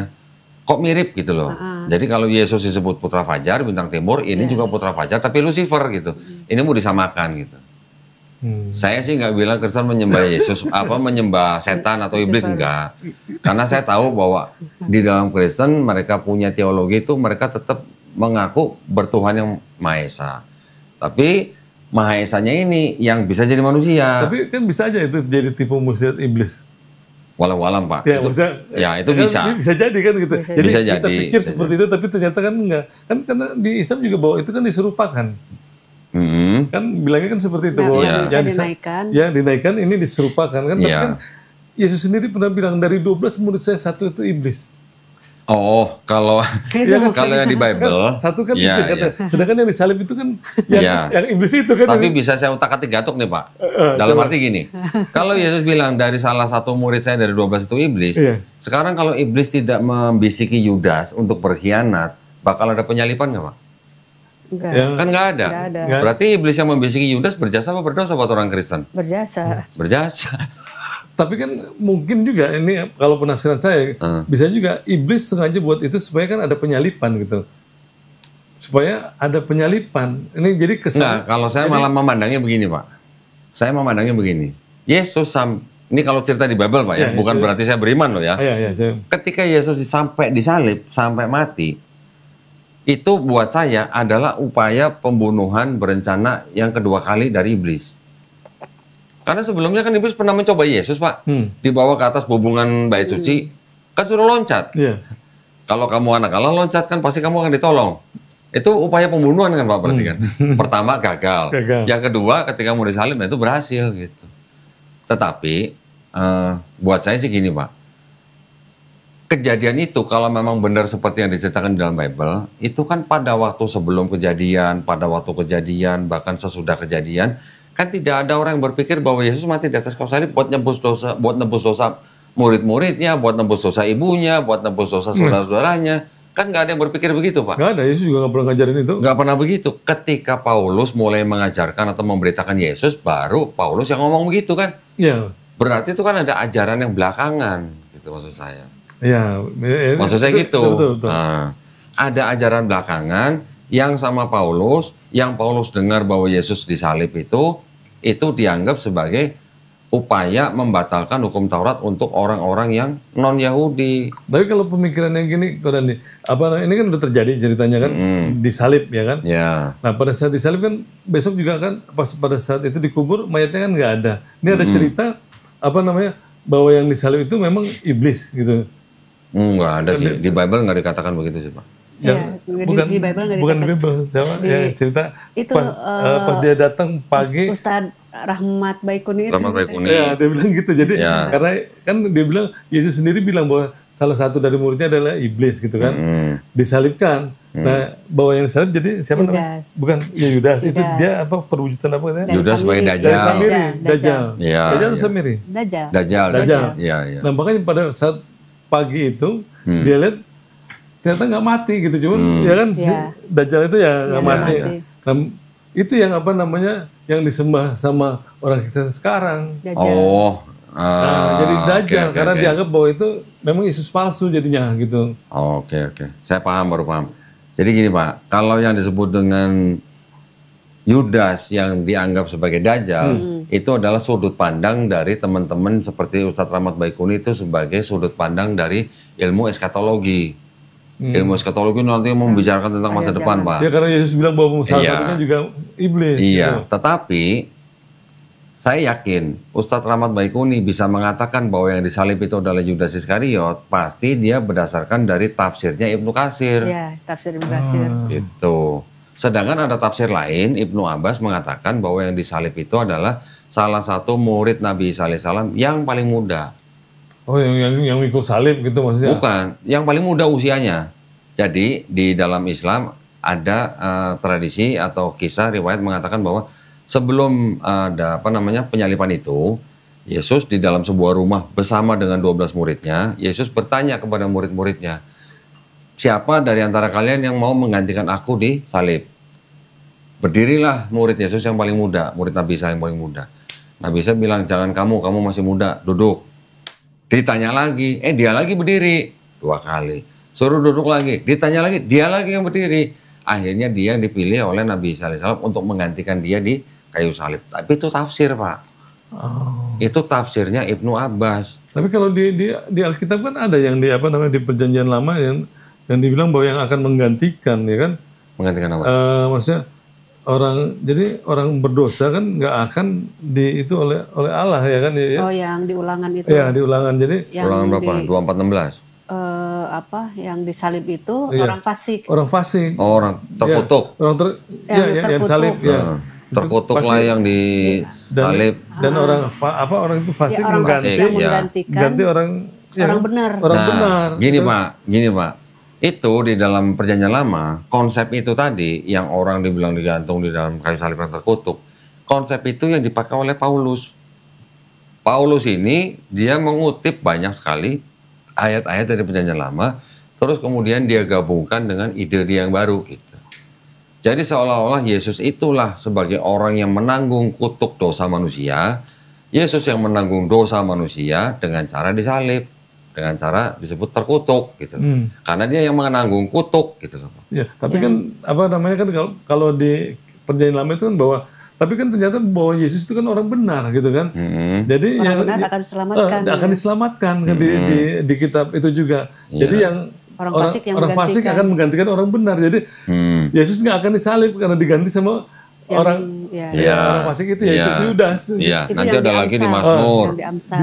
Nanti ada lagi yang di Mazmur dikatakan bahwa orang benar akan ditolong. Nah, iya. Ya kan? Karena itu ada yang berteori bahwa Yesus tidak mungkin yang disalib karena Yesus pasti ditolong. Iya, pasti ditolong. Nanti diambil lagi dari Ibrani juga ada yang mengatakan begitu. Jadi dia sudah ditolong. Ya, jadi yang tafsir yang terakhir itu bisa batal karena ayat itu gitu makanya. Tafsir yang mana yang Ibnu Abbas? Iya. Gitu. Karena enggak, ini sih beda wilayah ya Pak ya, beda ranah. Maksudnya kan kalau lihat dari dua tafsir, kita pakai ayat ini. Yang Ibnu Katsir yang yang betul Ibnu Katsir. Enggak, gitu. gini Pak. Kalau saya memandangnya gini. Ketika Quran tidak menyebutkan siapa yang disalib, namanya, kita tidak perlu mengklaim, tidak perlu klaim. Jadi kalau tafsir, ya monggo aja boleh, itu adalah tafsir Pak. Dia tafsir kan juga bisa berdasarkan tradisi-tradisi atau riwayat-riwayat yang lain. Kita tidak boleh menjadikan tafsir itu sebagai dalil utama gitu Pak. Quran yang paling tinggi gitu. Ketika Quran tidak menyebutkan, itu sudah buat kita nggak penting. Nggak ada masalah buat kita. Nggak penting buat kita siapa yang disuruhkan Pak. Mau Yudas, mau murid Nabi Isa yang paling muda, buat kita nggak penting. Yang penting buat kita Pak, Nabi Isanya yang nggak disalib. Ya memang untuk apa namanya orang Islam nggak penting, tapi kan untuk nyelamatin apa namanya orang yang masih Kristen ini itu kan penting gitu menurut saya gitu. Jadi apa namanya tafsir mana yang benar itu sangat penting sekali kalau saya gitu, karena pada saat saya dengar wah yang disembah iblis tuh saya kan begini juga karena lo bener ini salah satu waktu pada saat pembicaraan pendeta sama pendeta ya kan pendeta Pariaji meninggal. Terus ada itu yang jadi ada kan cerita berapa pendeta bukan cuma satu pendeta yang mimpi. HDT itu loh yang ada. HTD. Yang Hendritan itu kan dia bermimpi katanya ketemu Pak Pariaji. Pariaji masuk neraka katanya. Jadi ada tapi bukan dia aja yang cerita, ada berapa pendeta gitu. Jadi di bawah dia minta tolong katanya, kepanasan katanya. Itu pendeta-pendeta besar katanya gitu. Iya, banyak pendeta besar di situ juga. Tapi dia merasa Hendritan itu bahwa aliran dia yang paling benar. Cuman saya berpikir masa iya, terus pas dengar wah yang disembah orang Kristen tuh iblis. Oh jangan-jangan dia masuk nerakanya bisa aja itu mimpi itu kan benar gitu. Itu salah satu saya. Enggak, kalau saya sih enggak sampai ke situ lah Pak. Kalau itu sih kayaknya saya juga punya, mungkin juga kita sesama apolog itu udah tahu gitu Pak, yang di Yesaya Lucifer. Tapi yang disebut Lucifer itu hanya di KJV loh Pak. Yang di LAI enggak ada nama Lucifernya. Saya yang menemukan bahwa di KJV itu disebut Lucifer gitu. Di KJV malah disebut Lucifer. Oh disebut di KJV ya? Di KJV ada kata Lucifernya. Nah, yang di Wahyu kan Yesus putra fajar atau bintang timur gitu kan. Tapi kalau di Indonesia setahu saya tuh nggak ada Lucifernya. Yang ada Lucifer itu di KJV, King James Version. Itu malah ada di itu. Itu dulu saya masukin ke dalam video-video saya yang Bible of Bible Pak. Saya sudah pernah mempertanyakan itu, tapi bukan berarti kita langsung bilang Kristen menyembah iblis. Nggak sampai ke situ lah Pak. Tapi memang saya dengar memang kalau Dandi tuh lebih apa kalau ngomong tuh lebih halus. Enggak, bukan. Karena gini. Saya sendiri tahu Pak bahwa di dalam Kristen sendiri imannya mereka seperti apa saya tahu. Teologinya mereka bagaimana saya tahu. Jadi jangan kita sembarang menuduh lah. Ya, Mereka menyembah iblis itu jangan. Bukan. Hanya gara-gara ada kata yang sama gitu, bintang timur gitu. Iya. Mungkin maksudnya lain gitu. Tapi kan memang Yesus nggak pernah ngaku dia sebagai bintang timur selama dia ada. Enggak ada. Ya, kan nggak ada. Adanya di Wahyu. Iya. Iya, itu kan pada saat dia di dunia nggak pernah Iya. ngaku. Ini tetap Tetapi itu bisa jadi menjadi sebuah ungkapan aja Pak. Ungkapan itu artinya bisa jadi ada korelasinya dengan orang-orang zaman dulu. Ketika mereka mengkonotasikan bintang timur itu sesuatu yang istimewa gitu loh buat mereka gitu loh. Bukan berarti itu langsung konotasinya iblis gitu loh Pak. Tapi kan kalau saya ya, memang saya dengar memang nggak gitu. Tapi kalau dihubung-hubungin gitu ya, aku nanti seperti apa namanya ibadah Kristen itu ya, hari Minggu ya kan, hari Natal kita rayain itu jadi nyambung, Dewa Memang Matahari. nyambung. semuanya ini jadi bukan apa namanya soal apa namanya kita memperingat, tapi ini udah ada yang ngatur gitu, jadi Iya. sistematik ini jadi Iya. apa namanya, jadi kita Tetap disuruh ada runutannya jadi ada itu Pak. yang bikin saya tuh, wah ini benar bahwa yang disembah itu Dewa Matahari. Kita diiringi ke situ. Jadi hari Minggu, hari perayaan penyembahan Dewa Matahari. Gini Pak. Kita digiring ke situ. Jadi bukan berarti Yesusnya ini Dewa Matahari, bukan. Bukan Yesus. Tapi memang orang Romawi yang sudah ratusan tahun menyembah Dewa Mitra sebagai Dewa Matahari, konsep itu yang dipakai. Gini Pak, namanya dia apa ya? Itu apa ya, kayak semacam peleburan lah. Peleburan teologi gitu. Jadi kayak semacam ada pertukaran konsesi gitu loh Pak. Nah, ada seorang bapak gereja namanya Gregory Nyssa. Dia seorang santo di abad keempat mengatakan bahwa monoteismenya Yudaisme atau Yahudi ini dilebur dengan politeisme Yunani.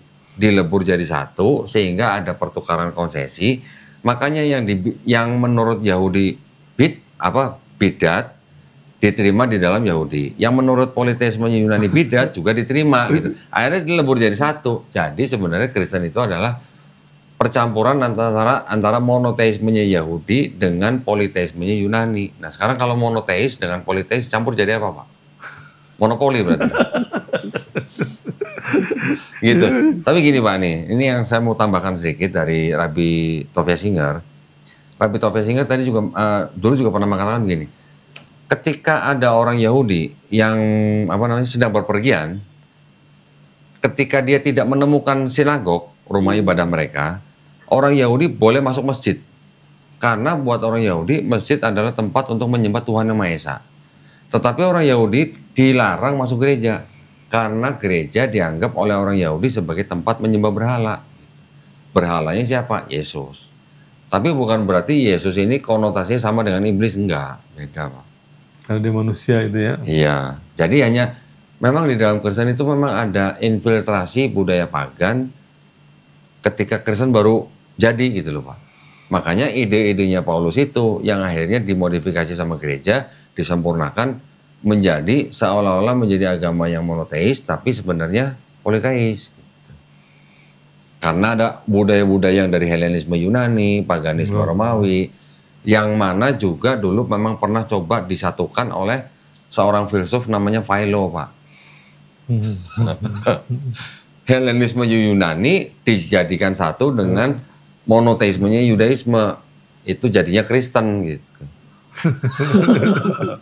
Itu saya berani ngomong Pak kalau itu Pak, karena ada bukunya gitu. Kalau yang tadi enggak ya. Kalau tadi enggak, itu bukan. Menurut saya bukan begitu pandangannya sih. Saya enggak ngikut yang begitu gitu. Kalau saya dengerin semuanya. Kita boleh dengerin semuanya, tapi kita harus tahu global picture Pak. Global picture itu artinya dari mulai sejarahnya, mulai dari teologinya, juga mulai dari tradisinya, sampai akhirnya bisa menjadi sebuah institusi itu apa yang melatar belakanginya gitu loh Pak. Kalau saya sih nggak ikut yang menyembah iblis. Jadi lebih bijaksana ya.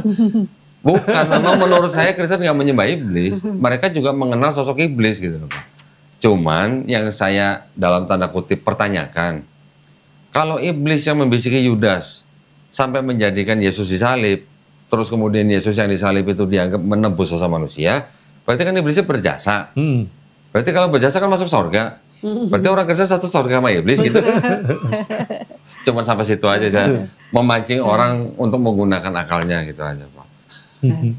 Nggak sampai Kristen nyembah iblis gitu, enggak lah.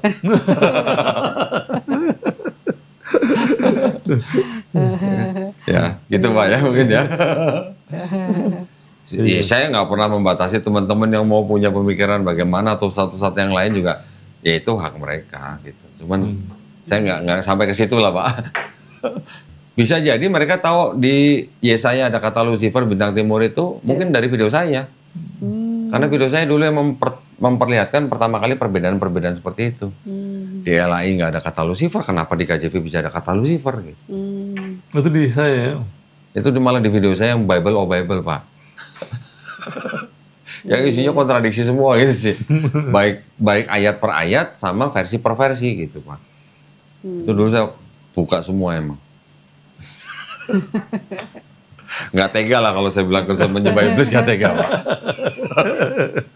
Bener. Ya kita juga harus inilah apa istilahnya mendudukkan sesuatu pada tempatnya gitu ya Pak. Kalau memang pagan saya berani katakan pagan, Helenisme saya berani katakan Helenisme. Gitu aja. Udah gitu ada yang menggambarkan bahwa yang disalib itu adalah Yudas gitu ya. Yudas Dajjal gitu ya. Karena Yesus bilang bahwa salah satu muridnya adalah iblis kan gitu. Gitu jadi ya kan jadi pas gitu ya. Enggak sampai ke situ lah Pak. Ya itu sih hak mereka ya yang mengatakan begitu ya. Saya sih nggak sampai ke situ lah. Nggak sampai hati atau nggak sampai hati gitu. Nih Yesaya 14:12 kan? Iya. Ada kata Lucifernya. 12, 13, 14. Ya, ketika di TB nggak ada Lucifernya. Di TB nggak ada ya. Nah, padahal Lucifer itu kan nama. Kok bisa nggak ada gitu? Kok bisa ada gitu di KJV? Ya itu kan berarti ada pertanyaan gitu. Iya, iya.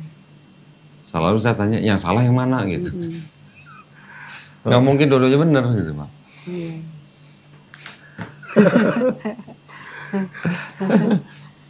Karena kan gini Pak, kan kita juga harus memperhatikan pandangannya Yahudi juga. Karena yang punya kitab perjanjian lama kan Yahudi. Iya, Yahudi. Jadi jangan buru-buru kita menggunakan kacamata kita untuk membaca atau menafsirkan kitab suci orang. Gitu. Nanti kalau kita membaca kitab suci orang dengan kacamata kita sendiri, nanti kita tidak akan ada bedanya dengan Kristen yang menafsirkan Tanakh dengan kacamata Kristen, gitu Pak. Tapi kalau maunya nafsirkan Wahyu kan bukan Yahudi punya kan kalau Wahyu. Bukan, Wahyu punya Kristen. Ya kan, tapi kan Yohanes kan bilang jadi kan ada sosok juga yang berbicara sama Yohanes. Yeah. Padahal kan Yesus sendiri bilang bahwa dia kan akan datang jadi nggak pernah datang dengan suara, akan datang dengan sebagaimana dia naik. Nah berarti kan bukan Yesus yang ngomong sama Yohanes di Pulau Patmos itu. Kita Islam juga nggak percaya bahwa yang ngomong sama Yohanes di Pulau Patmos juga Yesus. Kita juga nggak percaya karena itu kitabnya orang Kristen. Berarti kan ada makhluk yang mengaku sebagai Yesus kan seperti yang dinubuatkan Yesus, hati-hati gitu. Akan ada yang datang mengaku namaku. Tapi begini Pak, maksud saya kalau tidak secara eksplisit dikatakan iblis atau Lucifer atau apa, kita tidak boleh menerka-nerka. Karena kitabnya orang Kristen dari Matius sampai Wahyu yang berhak menafsirkan ya Kristen gitu. Walaupun 1000 ayat dari Perjanjian Baru itu dicontek atau dikutip dari Perjanjian Lama. Mereka sudah menafsirkan kitabnya Yahudi dengan kacamata mereka. Kita tidak boleh menafsirkan kitabnya orang Kristen dengan kacamata kita. Kita juga tidak boleh menafsirkan kitab suci orang Yahudi dengan kacamata kita. Masing-masing punya otoritas sendiri. Yang dilakukan oleh Kristen itu hanya yang kita bisa edukasikan kepada teman-teman gitu loh. Bahwa Kristen mempunyai pandangan seperti ini karena mengambil dari Yahudi. Yahudi sudah menolak dengan alasan begini. Buktinya sudah ada semua. Itu aja yang bisa kita beritahukan kepada teman-teman gitu. Tapi kita tidak boleh menuduh, lu menyembah iblis, wah ini gimana, jangan. Masing-masing punya otoritas sendiri Pak. Kalau kita menafsirkan kitab suci orang dengan kacamata kita, itu yang disebut dengan lompat pagar gitu Pak. Mereka tetap, kan di pandangan Islam pandangan Islam terhadap Kristen, kita tetap memandangi Kristen sebagai perbuatannya syirik, orangnya musyrik. Sama dengan pandangannya Yahudi terhadap Kristen. Orang Kristen bilang bahwa orang Yahudi bilang bahwa orang Kristen itu adalah penyembah berhala atau abodah zarah. Hanya sebatas itu. Makanya digambarkan seperti orang yang udah menikah tapi berselingkuh gitu. Orangnya musyrik, perbuatannya syirik. Sebenarnya sama pandangannya, cuma beda bahasa aja sama Ibrani. Ada Kristen yang menyembah iblis, ada Pak. Ada, saya punya Bible-nya nih malah. Ini Satanic Bible tuh. Oh, iya. Ini orang Kristen yang benar-benar menyembah iblis. Oh, ini ada. Ada. Satanik. Maksudnya kan kita kan udah baca yang yang nubuatan Yesus itu ya, itu dulu kasih gitu ya, yang sebelum Yesus naik ke surga kan dia udah bernubuat, terus kasih peringatan ke murid-muridnya. Terus kita baca Wahyu. Nah ini sebagai orang Kristen, mereka menafsirkan tetap bahwa itu yang ngomong Yesus, yang ketemu sama Paulus juga Yesus. Padahal jelas-jelas di nubuatan itu Yesus bilang hati-hati gitu. Jika ketemu, masa nggak boleh kita kan pada saat kita Kristen kita berpikir bahwa itu bukan Yesus yang ngomong. Walaupun pendeta ngomong bahwa itu Yesus. Gini Pak, nah itu tadi kembali lagi, yang punya otoritas untuk menafsirkan Matius sampai Wahyu kan Kristen. Jadi kita tetap harus menghormati tafsir mereka. Kalau kita nafsir dengan kacamata kita sendiri, itu kita udah lompat pagar. Padahal kita dasarnya di ini ya, dari walaupun ada di teks Pak ya. Iya, dari teks gitu. Nah, tapi teks itu juga kan punya penafsiran. Nanti ketika Bapak sudah mulai membaca Quran, walaupun dalam terjemahan, Bapak juga harus tidak boleh lepas dari konteks dan tidak boleh lepas dari tafsir yang punya otoritas. Tetap Pak, nggak boleh lepas nanti. Nanti takutnya gini, ketika kita menafsirkan dengan kacamata kita, mereka akan bilang itu konteksnya beda. Gitu. Iya, selalu bilangnya begitu. Iya. Iya, kemarin pendeta juga gitu. Kamu begitu terus. Memang konteksnya beda Pak. Tapi memang konteksnya beda atau alasan? Iya, memang konteksnya beda. Oh beda. Beda.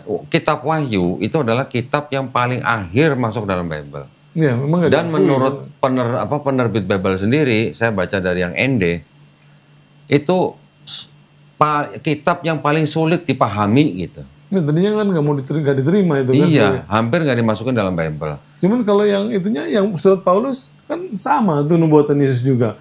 Hati-hati kan, tapi kan tapi yang ketemu Paulus di padang gurun, yang Pak, ketemu di bilik gitu kan. Kalau Kristen menafsirkan yang disebut dengan nubuat Yesus bilang nanti akan ada nabi palsu, tidak mungkin Kristen menafsirkan bahwa Paulus itu nabi palsu yang dimaksud Yesus. Tapi kan tidak mungkin. Tapi kan Yesus kan bilang dalam waktu dekat gitu loh, bukannya kan mereka mau bilang itu Muhammad, kan nggak mungkin kan, itu jarak waktunya kan Yesus bilang dalam waktu dekat. Berarti udah jelas Paulus kan itu kalau mau kan tidak tertulis Paulus Pak. Ya memang nggak tertulis, tapi kan namanya nubuat kan harus, ini pasti terjadi kan, karena namanya nubuat kan harusnya kan terjadi. Loh, di Bible tuh ada nubuat Yesus yang gagal loh Pak. Bapak udah pernah baca? Belum. Yesus pernah bilang ketika ngumpul sama murid-muridnya, salah satu dari kalian nanti ada yang tidak mati sampai melihat anak-anak turun. Iya, itu ada. Iya. Murid siapa murid Yesus mana yang sampai sekarang nggak mati? Nah kan Yesus sampai sekarang belum turun. Itu berarti kan nubuat yang gagal gitu. Iya. Nah gitu. Jadi maksud saya, kita jangan buru-buru memasukkan perspektif kita kepada suatu ayat yang belum tentu artinya atau konteksnya gitu loh Pak. Jadi nggak bisa dipakai ya itu ya? Iya. Padahal saya pikir tadi saya bisa pakai itu supaya banyak adik-adik saya itu bisa. Paling saya hanya bisa begini Pak. Paling kalau saya caranya begini. Sekarang gini aja deh. Yesus ngajarinya gimana, Paulus ngajarinya gimana. Nah gitu aja. Kita bandingkan aja. Pernah nggak Yesus ngajarin dosa waris gitu aja. Saya ngomong begitu aja Pak. Pendeta ngomongnya apa? Kalau Paulus mengajarkan dosa waris, bukan berarti Yesus juga harus mengajarkan. Nah, sampai begitu pendeta ngomongnya. Padahal sudah jelas-jelas Yesus nggak pernah ngajarin dosa waris. Bahkan Yesus bilangnya kalau lu nggak bertobat dan menjadi seperti anak kecil ini, kamu nggak selamat. Tapi kan bertentangan dengan Paulus yang bilang, setiap manusia lahir udah bawa dosa waris. Berarti anak kecil pun sudah punya dosa waris. Nah kan bertentangan dengan Yesus. Nah ini yang saya bandingkan gitu loh Pak. Bagi itu ya jadi ya. Dengan itu lebih satu lebih soft tapi juga lebih kena kalau menurut saya. Selain itu apa lagi kok? Selain itu ya macam-macam. Ya contoh misalnya Yesus doanya ternyata sujud. Yesus puasa, Yesus sunat. Yesus nggak makan babi, Yesus dikafanin. Sekarang Kristen yang diikutin dari Yesus yang mana gitu. Kalau memang Yesus benar-benar mengajarkan tampar pipi kanan kasih pipi kiri, Kristen menjalankan nggak? Nggak juga. Berarti kan kita cuma mencari kesimpulan Kristen ini pengikut Yesus atau pengikut Paulus, udah gitu aja.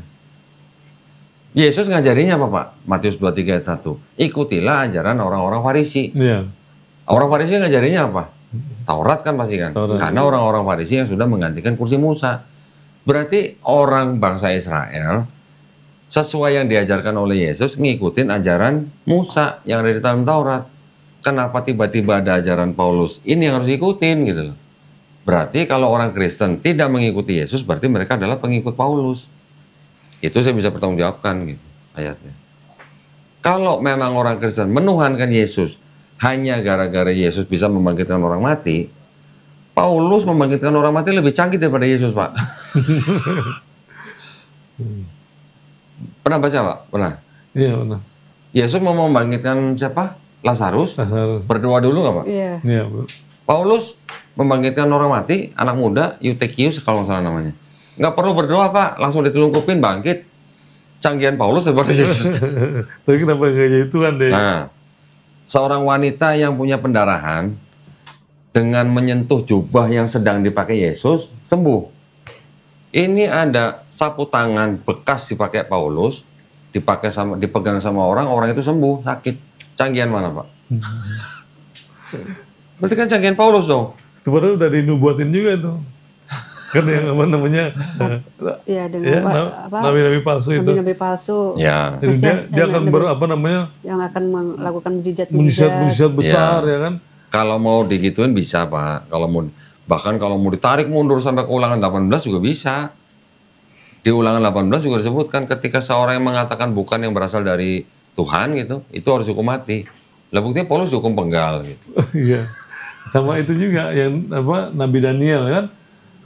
Yang peminasa keji itu. Ya, dia akan membolak-balikan apa namanya? Hukum Allah kan? Hukum Allah. Itu kan Paulus kan Taurat kan yang dilakukan ini.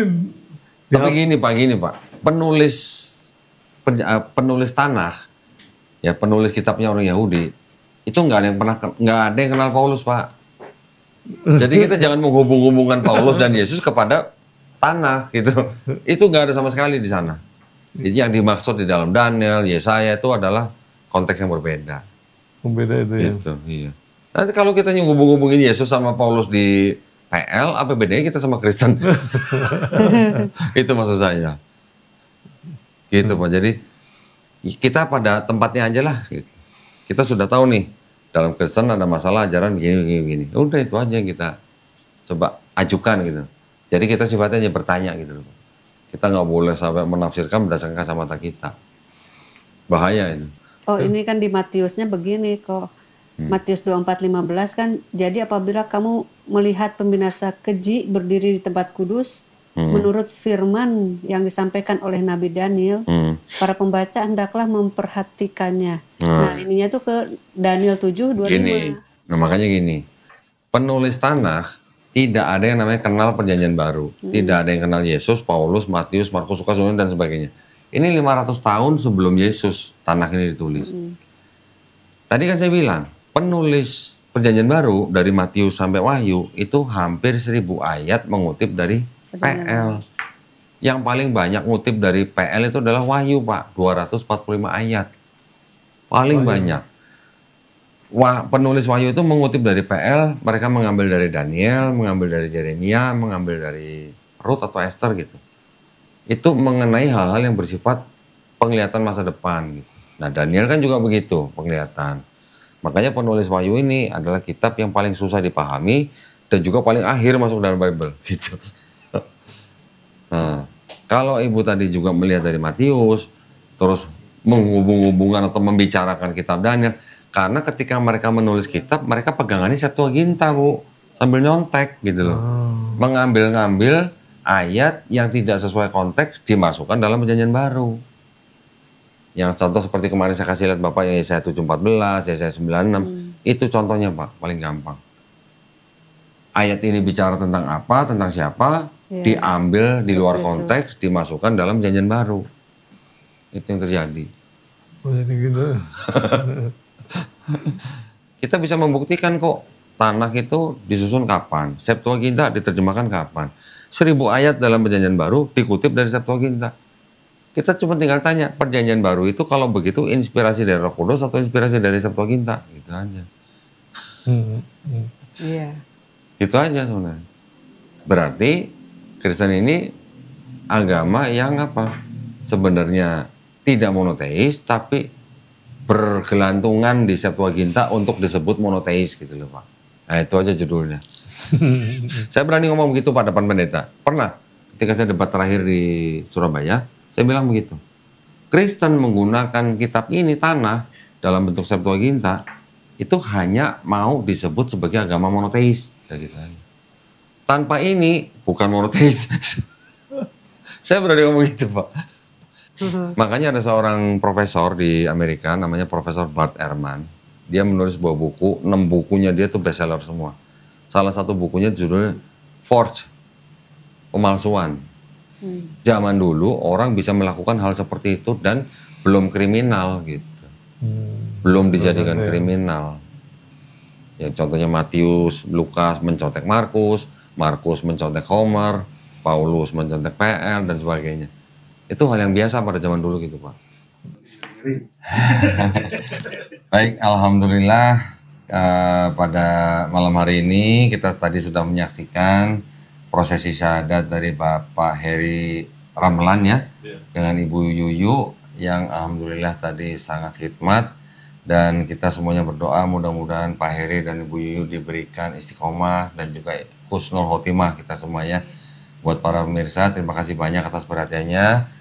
Yang buat para pemirsa juga yang ingin mendukung perjuangan dakwah kami dalam membina para mualaf, dipersilakan untuk mengirimkan ke BSI nomor 111889988 atas nama YPM Atawhid Jakarta, dan bisa mengkonfirmasikan ke nomor handphone 0813 9883 7007. Saya juga ingin memberikan pesan di sini ya buat para pemirsa, menjadi seorang mualaf itu gratis ya, nggak ada yang harus dibayar. Betul Pak ya? Alhamdulillah ya, jadi tidak ada yang bayar-bayar 1 juta, 2.500.000, nggak ada gitu ya.